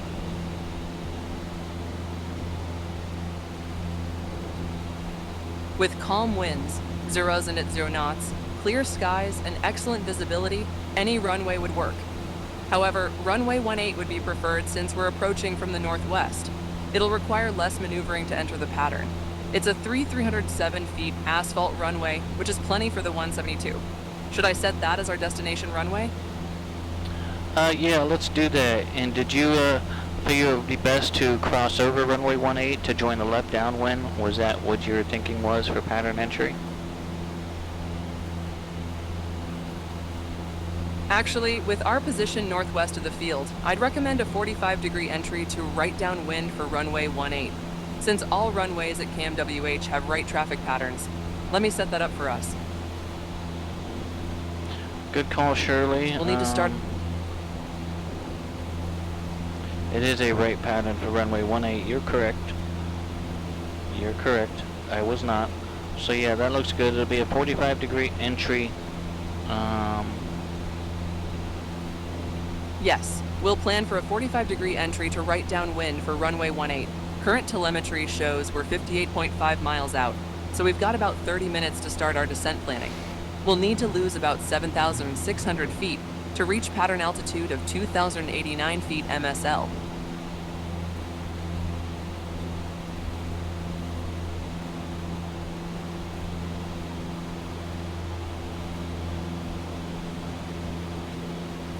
Good job, Shirley. Thanks. We're holding steady at 9,781 feet, heading 077, and making good time with that tailwind giving us 116 knots ground speed. I'll stay quiet, but keep monitoring our progress to KMWH. WestJet coming in with a subscription to the channel 16 months in a row. Over a year, almost a year and a half. It's definitely been a pleasure, my friend. It's one of the Been probably my longest Twitch viewer. So that's amazing. It really is amazing. I'll stay quiet while you interact with your Twitch community, but I'm still monitoring our flight.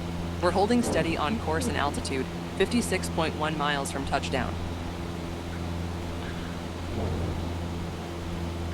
Well, Shirley, you are keeping my Twitch community entertained just as much, so I appreciate you doing what you do as well.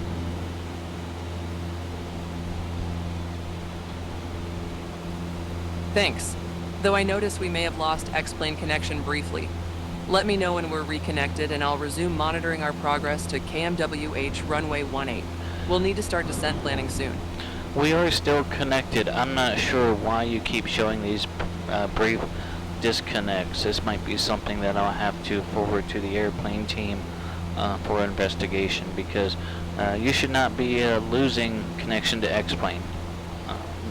There's no reason for that.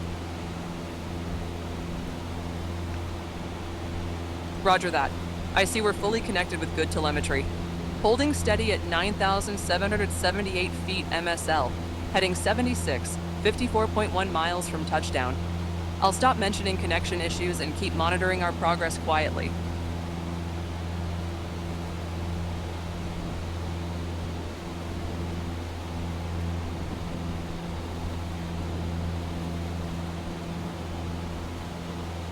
Yeah, traffic. Unit 771. Right. Alright, so once we get past this ridge here, Shirley, we'll start planning a descent. Yeah, we'll get down to maybe 7,500 feet and see how that looks for terrain. Roger, I'll monitor for terrain clearance. We'll need a 9-degree right turn to 079 to get back on course, and we can start a gentle descent to 7,500 once past the ridge, currently 52.6 miles from touchdown.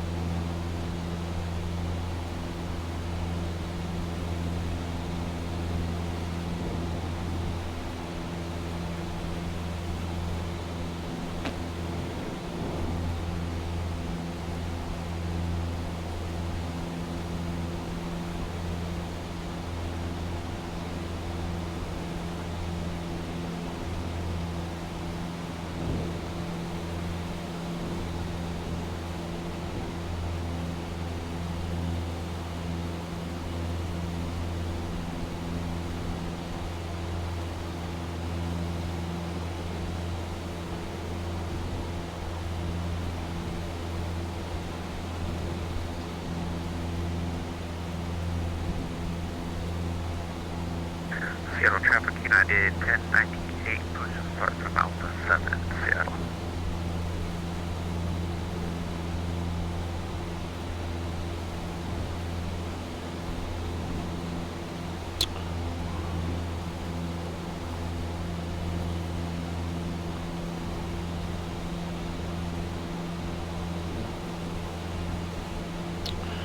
Alright, we are out of Seattle, way out of Seattle now.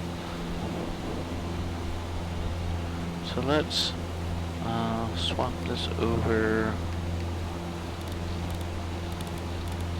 and then we'll just hang out and monitor guard for a little while until we get closer to our destination.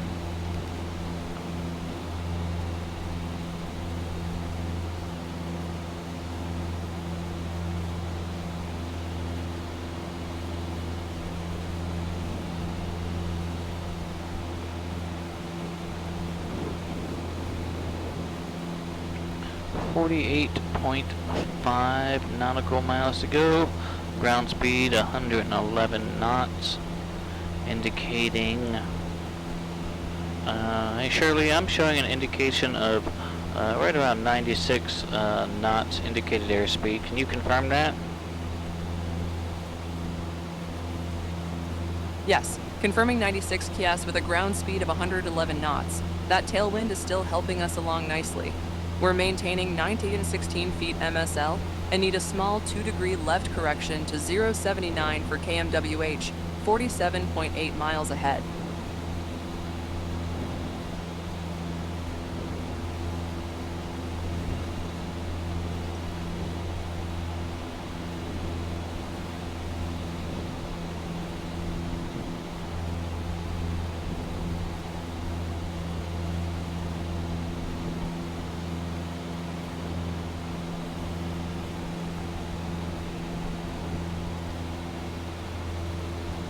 So it looks like we're just about over this ridge. Once we cross this ridge, we'll start initiating a descent.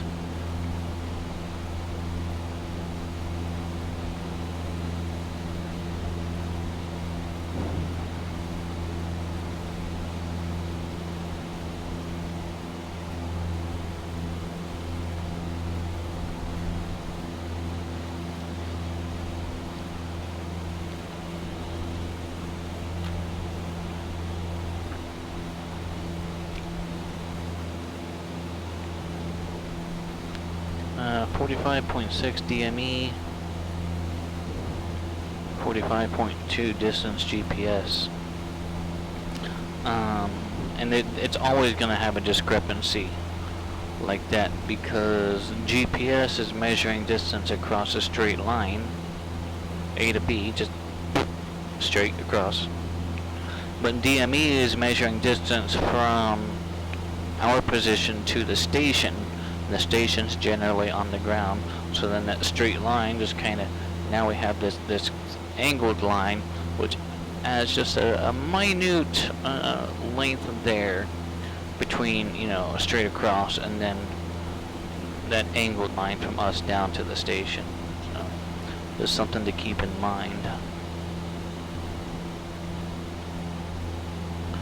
DME is not always, you know, GPS distance. You can use GPS as for DME, like, you know, if you've got a DME approach or, you know, DME arc, or you gotta measure DME. You know, it's the FAA allows GPS to do that, but it's not true DME.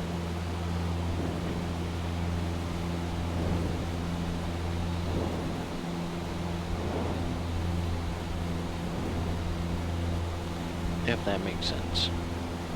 I hope what I said made sense. Hey Shirley, did what I say make sense to you? Did that make sense?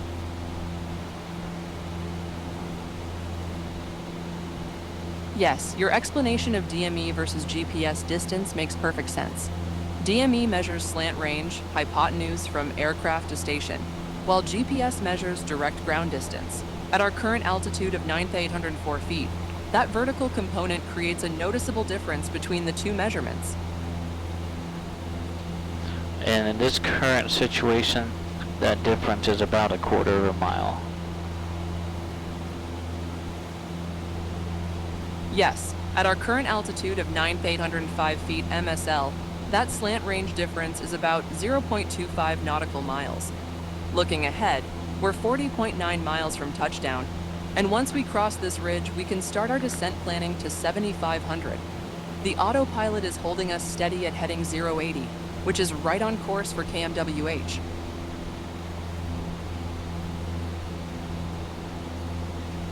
Great, Shirley, sounds good.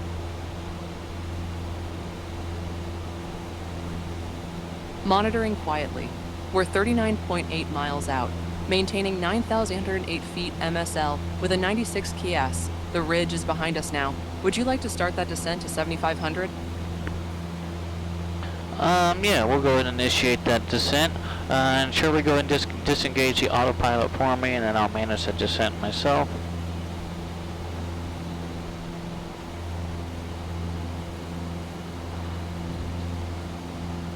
Well, Shirley, looks like you set the autopilot to do that, but you can go ahead and disengage the autopilot. Turn the autopilot off.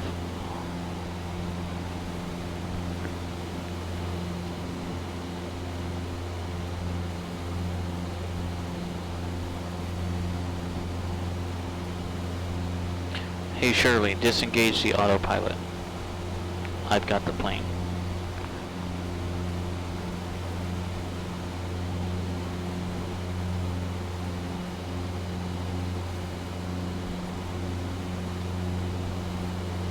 Alright Shirley, we're gonna have to work on that. I'm not sure why you missed that request there. Carpeet's gonna go on for our descent. Make sure it's gonna go in just a little bit. Hey Shirley, I don't know why you didn't disable that autopilot. What was going on there?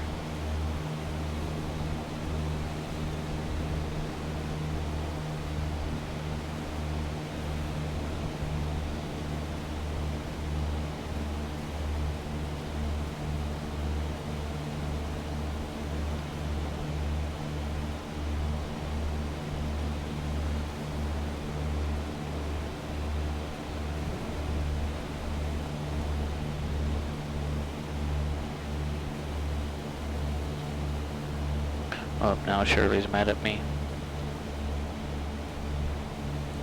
Hey Shirley, what's going on? Where you at?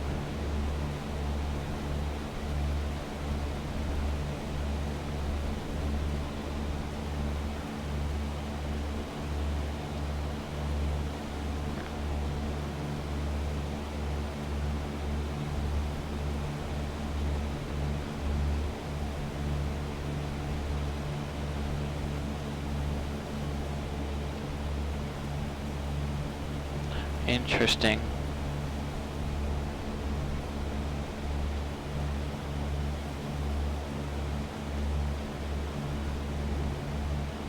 So we either lost connection to Shirley, which would be real bizarre, or she's not listening to me.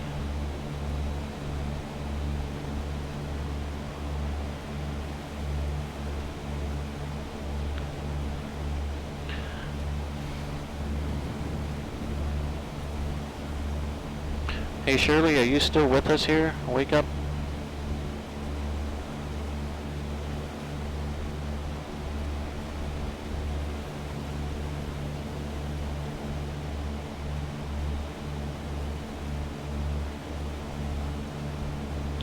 Alright, so that time when we launched Shirley was probably 1 hour and 45 minutes in. Okay, so I'll have to make a note of that. But coming up here, that we're getting ready to cross is the Columbia River.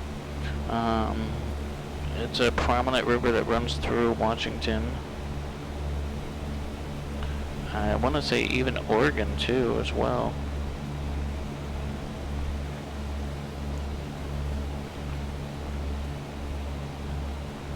We can kind of take a look out our right window here. Kind of see it winding the way down through.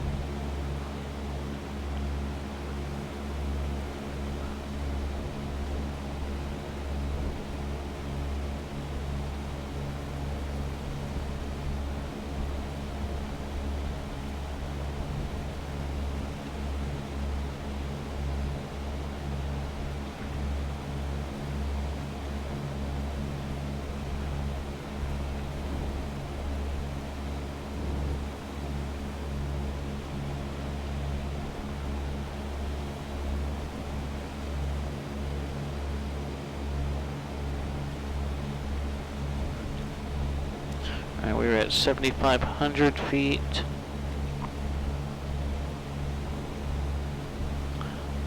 Yeah, we could probably even go down. Let's continue our descent down to 5,500 feet.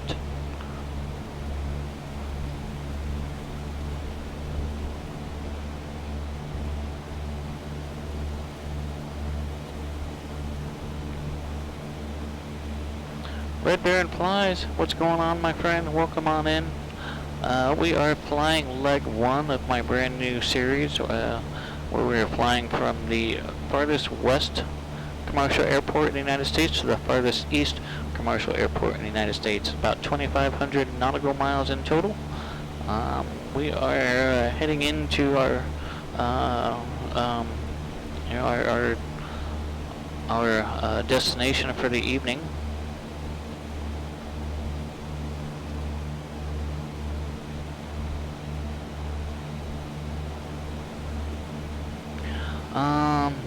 Yeah, what did you do? End up epoxying it or plastic welding it? How did you end up fixing that crack there?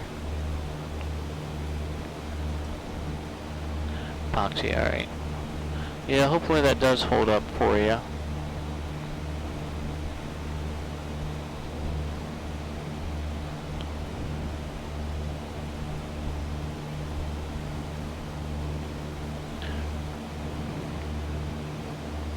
Don't have too much faith in it.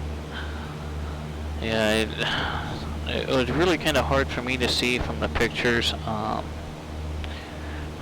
I wish I could have given you some other way to add some additional integrity there to it. It doesn't look like there was a whole lot of material to really work with to add some strengthening.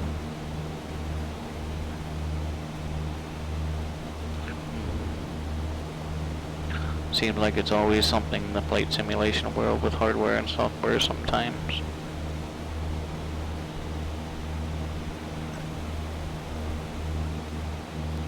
I'm discouraged myself a little bit today because our GTN 650, it wasn't working properly, so we're down 1-to-1 radio today.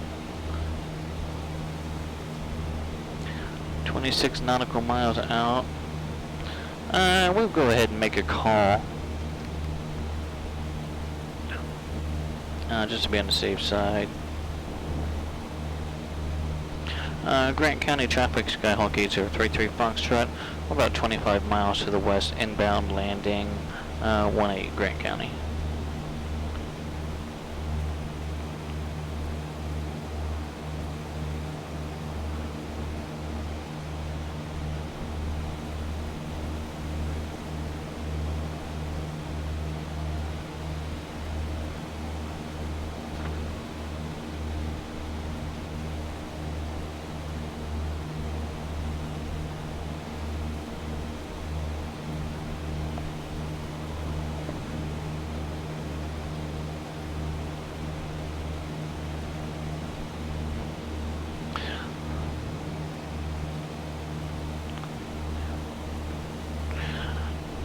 Well, hopefully it holds out enough anyway. I am glad that you made it over to the Virtual USA Flying Club, actually just in time to watch the air show coming up this weekend.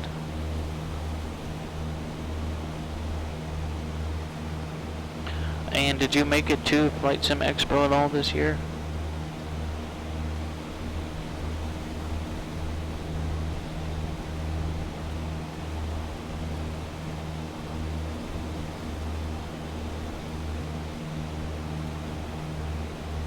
Alright, 5,500 feet.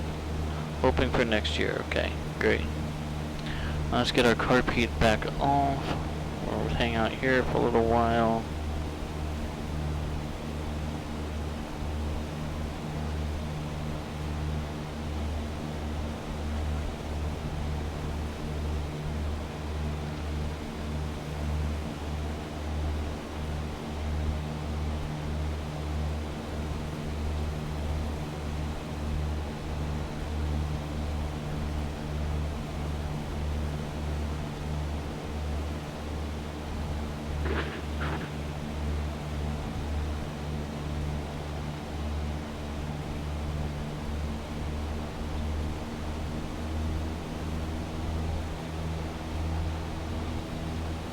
.21 miles out.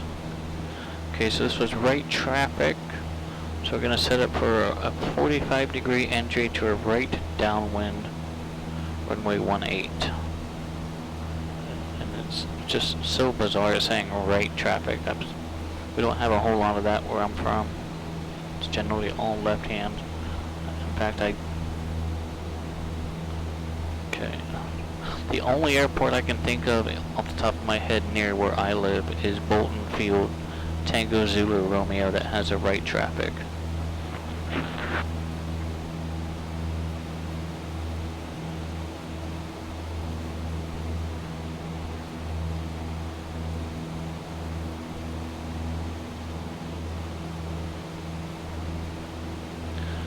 Whenever you fly out of your airport, it goes from super busy controlled airspace to even more busy uncontrolled airspace. Yeah, not even enough space to get a call in on the en route frequency. I kind of can understand that. And on a nice day here, it's actually more congested on the local CTAP frequencies and Unicoms than it is on the controlled frequencies. And I can't speak for Canada, but I don't know why the FAA decides to cram so many airports and frequencies into 122.8.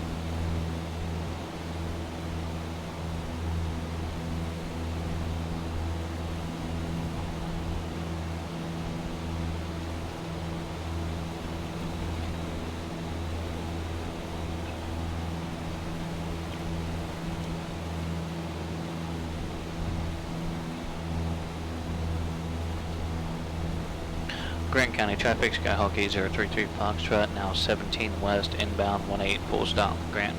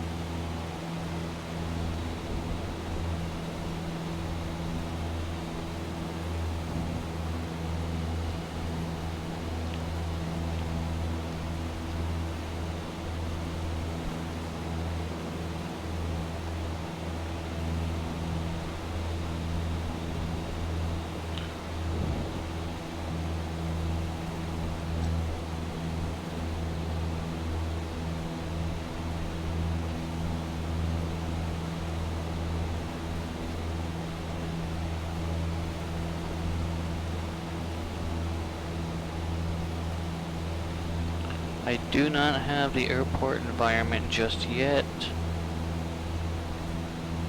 Looks like it's going to be across the river. Okay, now I think I see it coming through here.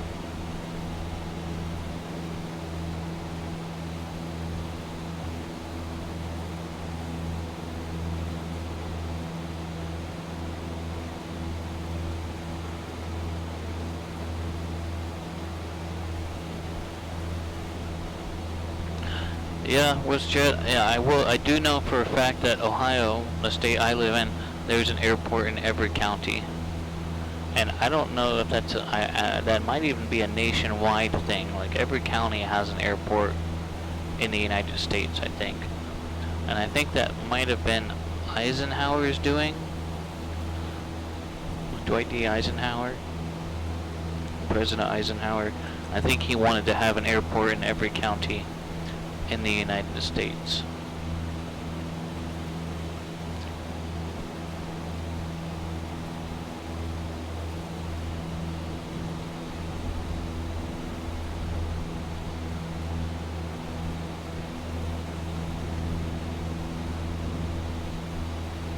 Alright, we're about 12 miles away. I'll make my next call when we're about 10 out. And then, let's see, field elevation 1189, pattern's going to be 2189, may as well call that 2200. So we need to lose about 2800 feet. So let's just start doing that now. Carpeet's going to come on, make sure it's going to go in just a little bit more. Pull that power out, put in a descent. We'll double check our heading indicator to compass. We're going to want runway 18.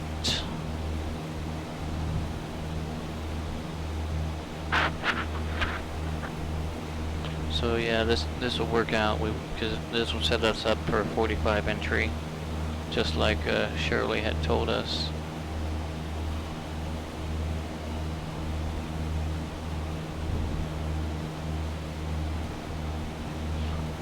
Class Delta Duo in 4.5 miles.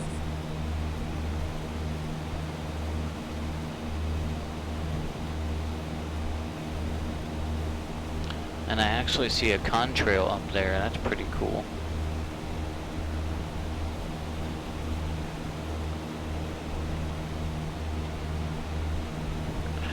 Grant County traffic, Skyhawk 8033 Foxtrot, now 9 miles west.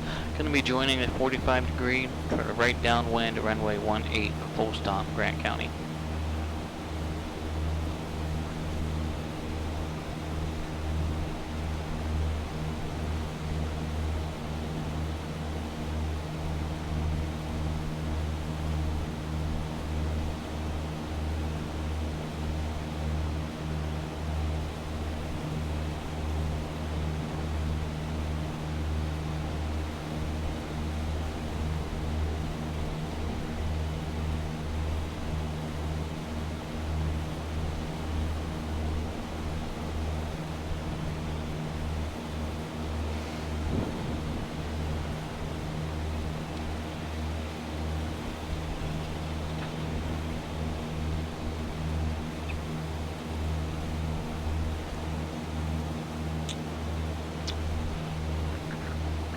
Contrails United 777 from Seattle to Charlotte. Interesting.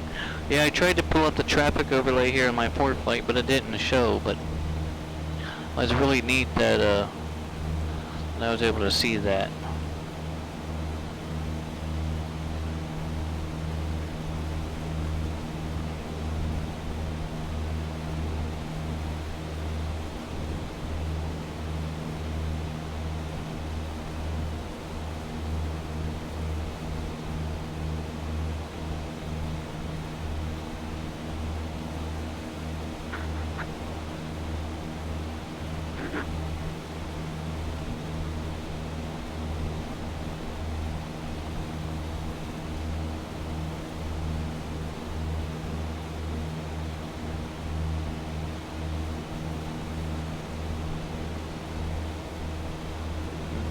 Grant County, Skyhawk 803 Foxtrot, now 5 miles west to join the 45-degree right downwind, runway 18, full stop, Grant.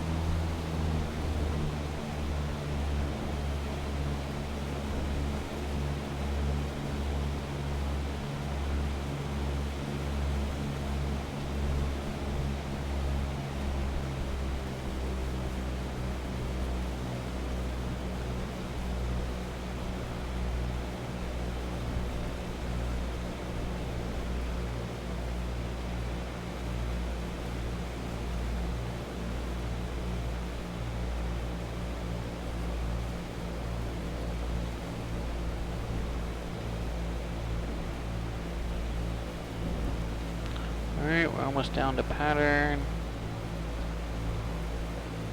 I believe that is runway 18.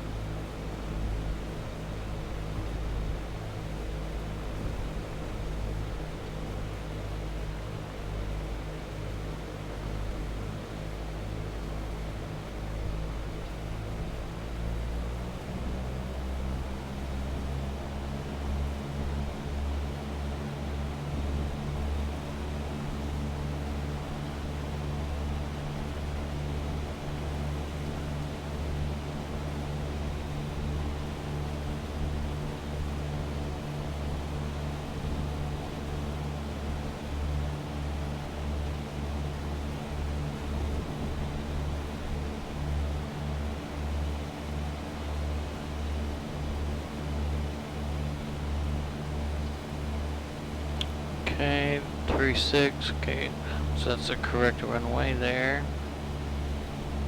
Grant County, Skyhawk 8033 Foxtrot on the right downwind, runway 18, full stop, Grant County.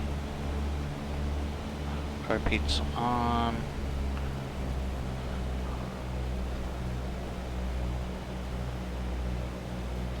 Man, it's kind of a weird short runway thing.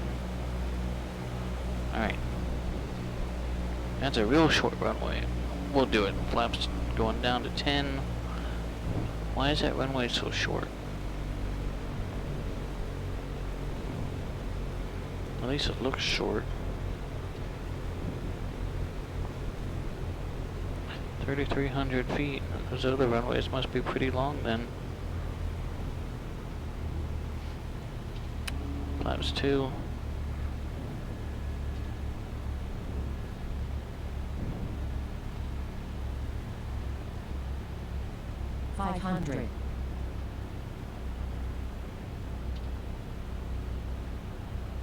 Gosh, this is a unique looking airport.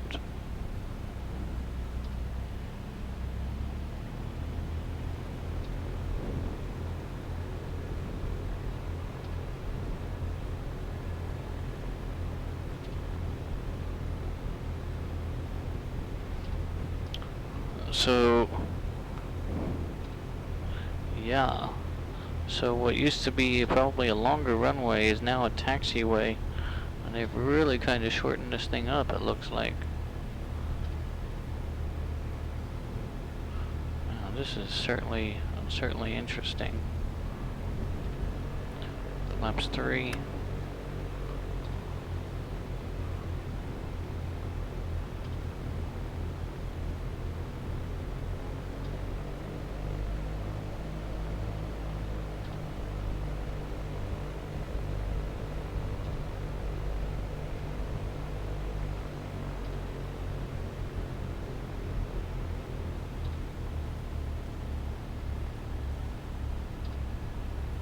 All the way down the end of the runway there. Go ahead and transition. Hold it, hold it, hold it, hold it, hold it. And there we are. We're down. Flaps up. Alright, well, let's figure out where we can park our bird. Onto our next flight. Okay, I see a transient ramp, so that's a possibility. So it looks like we're gonna go down to the end here, make a left on Charlie. Looks like we've got to cross runway 4.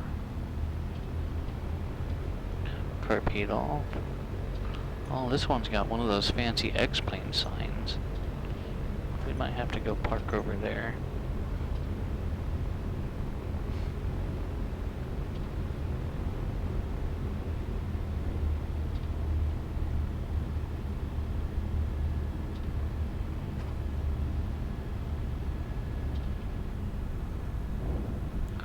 Yeah, this is certainly a unique laid out airport. You guys, you get a chance, check this out. Kilo Mike Whiskey Hotel. And look at this airport diagram. It's got like 3 tiny runways compared to these 2 ginormous runways. Grant County traffic, Skyhawk 8033 Foxtrot. We are clear of runway 18, and we're going to taxi to the ramp via Charlie, cross runway 4, Bravo, and then Bravo to the ramp. Grant County.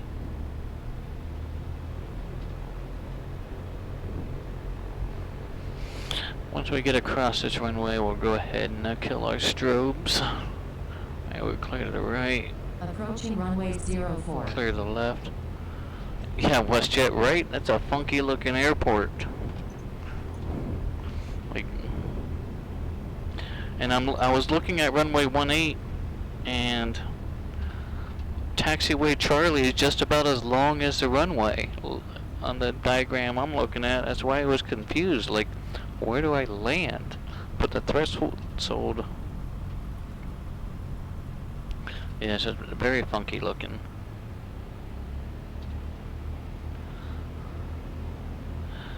Jake from area 251. Welcome aboard. Thanks for the channel follow. My name is Michael. We just touched down at Grant County International in Washington to complete leg 1 of my west to east tour, United States tour. So thanks for the channel follow. I greatly appreciate it. Look forward to actually doing some more flying with you. Okay. Let's go here, down Alpha, and we'll go park in front of the big X-plane sign.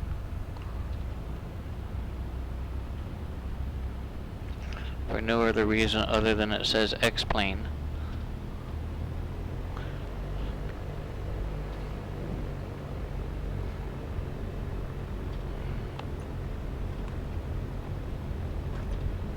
Now this is a Class Delta. Normally it would be towered. If we had, ATC coverage, we would have needed to get, permission to land.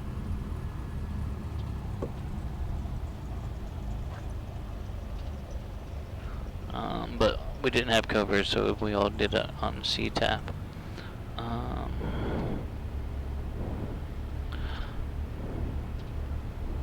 So Bangor, Maine is your home airport there, Jake? That's gonna be our very last stop.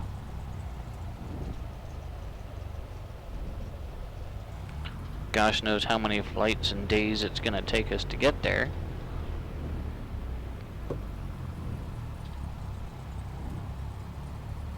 Taking lessons out of there. Awesome. Awesome, awesome, awesome.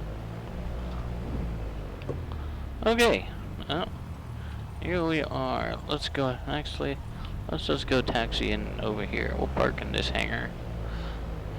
Our bird might be sitting here for a while, so let's keep her inside, shall we? Go ahead and head over into here. What? They didn't give me a taxiway into the hangar? Sorry, it's gonna be a little bumpy.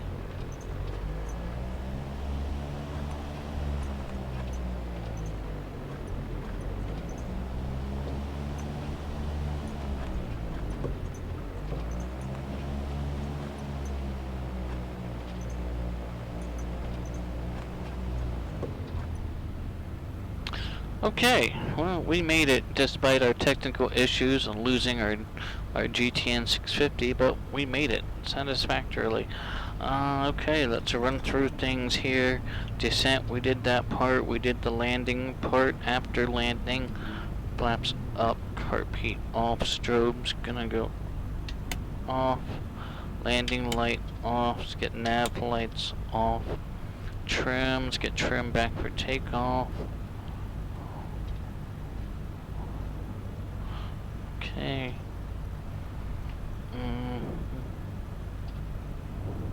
Transponder, it's good there.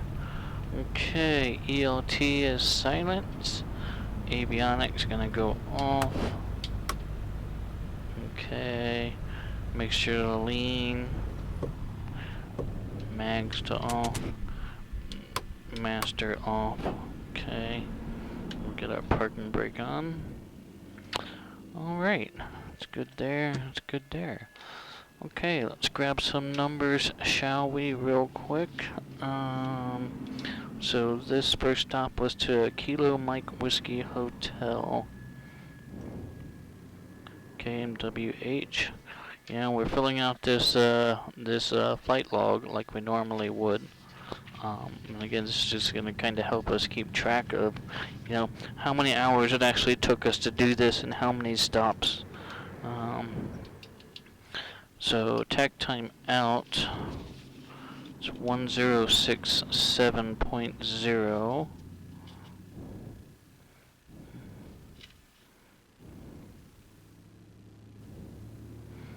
And Hobbs is 1.6 or 1.8? 1.8 on the Hobbs.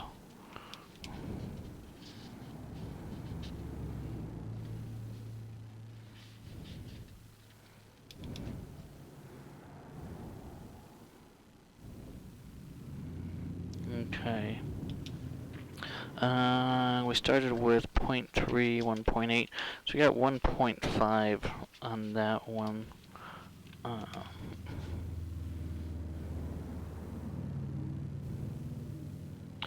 I'm going off the Hobbs because that's how I do it in the actual airplane I fly. That's what I'm billed by as Hobbs, so I figure I'll track it like that, and that's generally what I log to is Hobbs. Single engine lands, 1.5. Okay. Did that. Okay. Cross country, it was definitely cross country. There was no night, but we were over 50 nautical miles. So it's 1.5.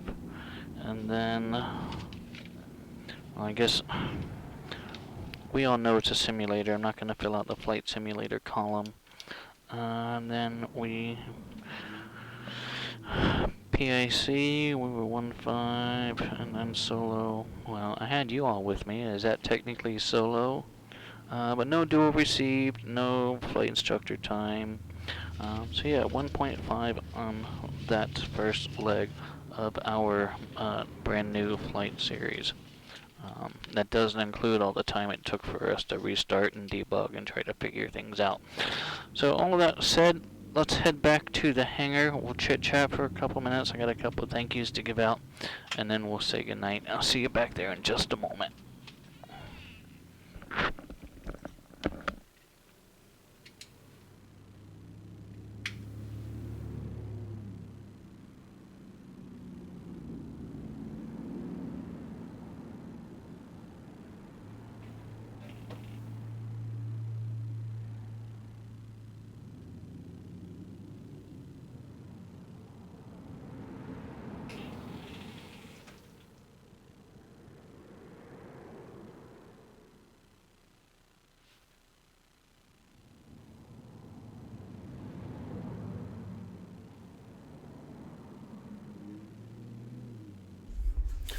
All right.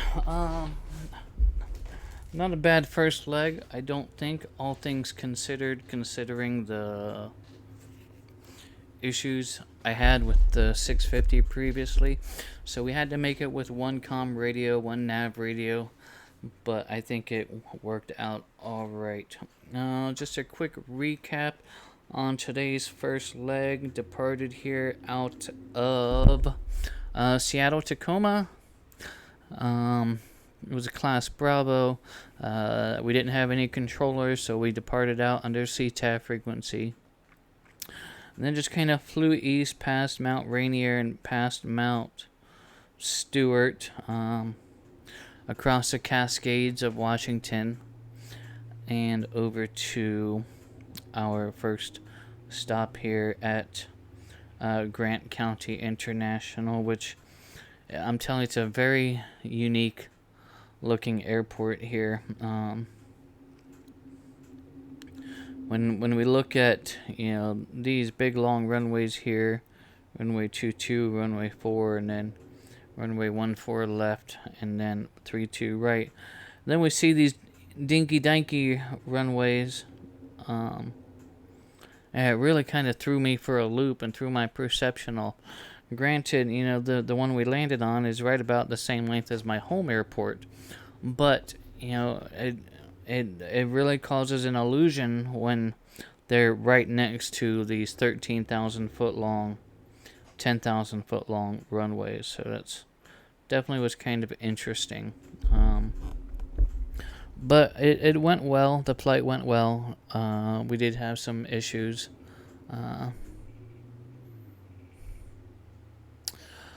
The instrument rating is going slow. I lost my double eye. She kind of ghosted the Part 61 flight school. So we got a new one coming in, getting on boarded. But I have my flight review coming up, this month. So I want to get my flight review knocked out, and then we'll pick back up with the instrument training. But it's not going as quick as I would hope, to be honest. Okay. I think our next leg will be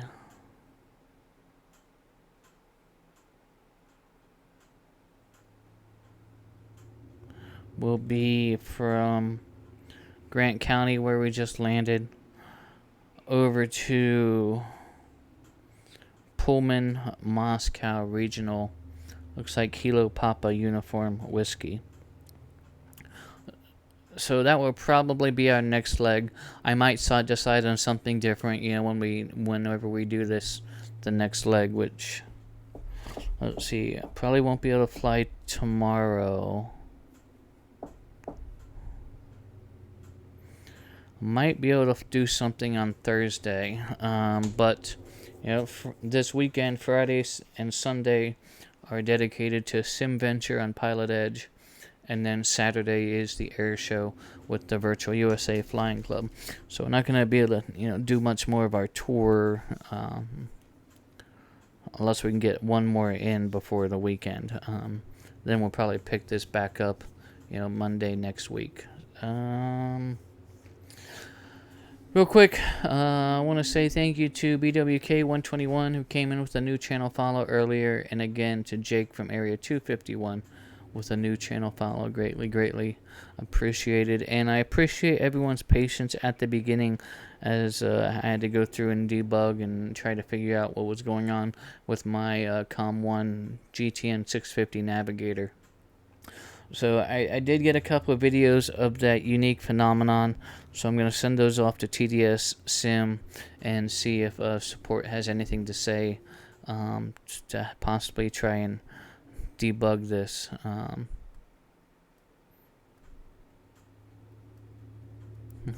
From the East Coast all the way to Alaska. Well, maybe next year when we get this one completed, we'll make another. Maybe we can do a south to north. Maybe I don't want to, man, I don't want to ferry my Cessna from Hawaii, but maybe Southern California all the way up the West Coast, up through Canada and into Alaska. That might work out well. That might be fun. We might look at doing something like that, west to east and then south to north, something along those lines. To get some Canadian flying in there as well, and get up to Puerto Beta, Argentina, possibly. My ortho scenery extends as far as the continental U.S., Alaska, Hawaii, and some of Canada. So I'd have to make some additional ortho to do South America type areas. But one lengthy series at a time. But this was fun, and we'll continue to do this. So, that being said, X-Plane 12.2.1 Beta 2 dropped today. That's what we were flying. Everything was good as far as that went. No real issues. I can't wait for 12.2.1 to go final. And more importantly, I can't wait for the gateway to start accepting airports for 12.2.1 because these new assets that we have as scenery developers, they are phenomenal. It's really going to add a whole different level of being able to make things more plausible and more realistic when it comes to developing and designing X-Plane scenery. Which is why my job as a scenery artist is never done, because it's constantly it's constantly changing. And what should you make a valid point? It definitely does give a purpose to the flying, and which it does make it fun. And that's why I decided to do that, because the hardest part for me was always trying to figure out, where I want to fly, what I want to do. Are there any events going on? And when there was no events going on, then I was like, just a toss in the hat, figuring out where and what. But as you pointed out, this does kind of serve a purpose. So I'm really kind of excited, to see this come to full fruition. So that is it for me. I do want to thank you all again for coming in and hanging out. It's definitely been a pleasure flying with you all. Flying is fun, but it is always more fun when it's more than one, and you all make that happen for me. So let's see who we can possibly go and continue the evening enjoyment with.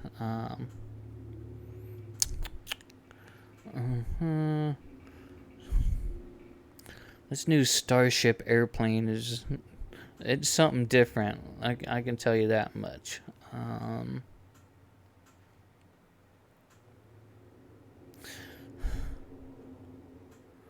What is that? Okay, no, I'm trying to keep it flying related.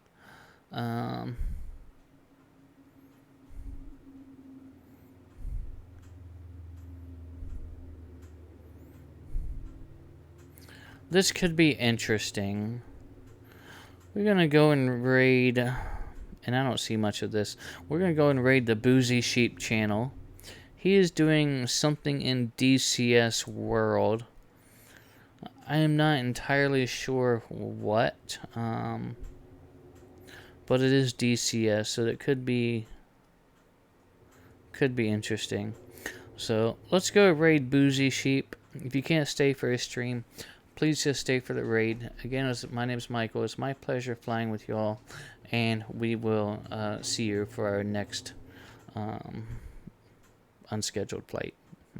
Have a wonderful evening, everyone. Take care. Stay safe. Take care of each other, and have a great night.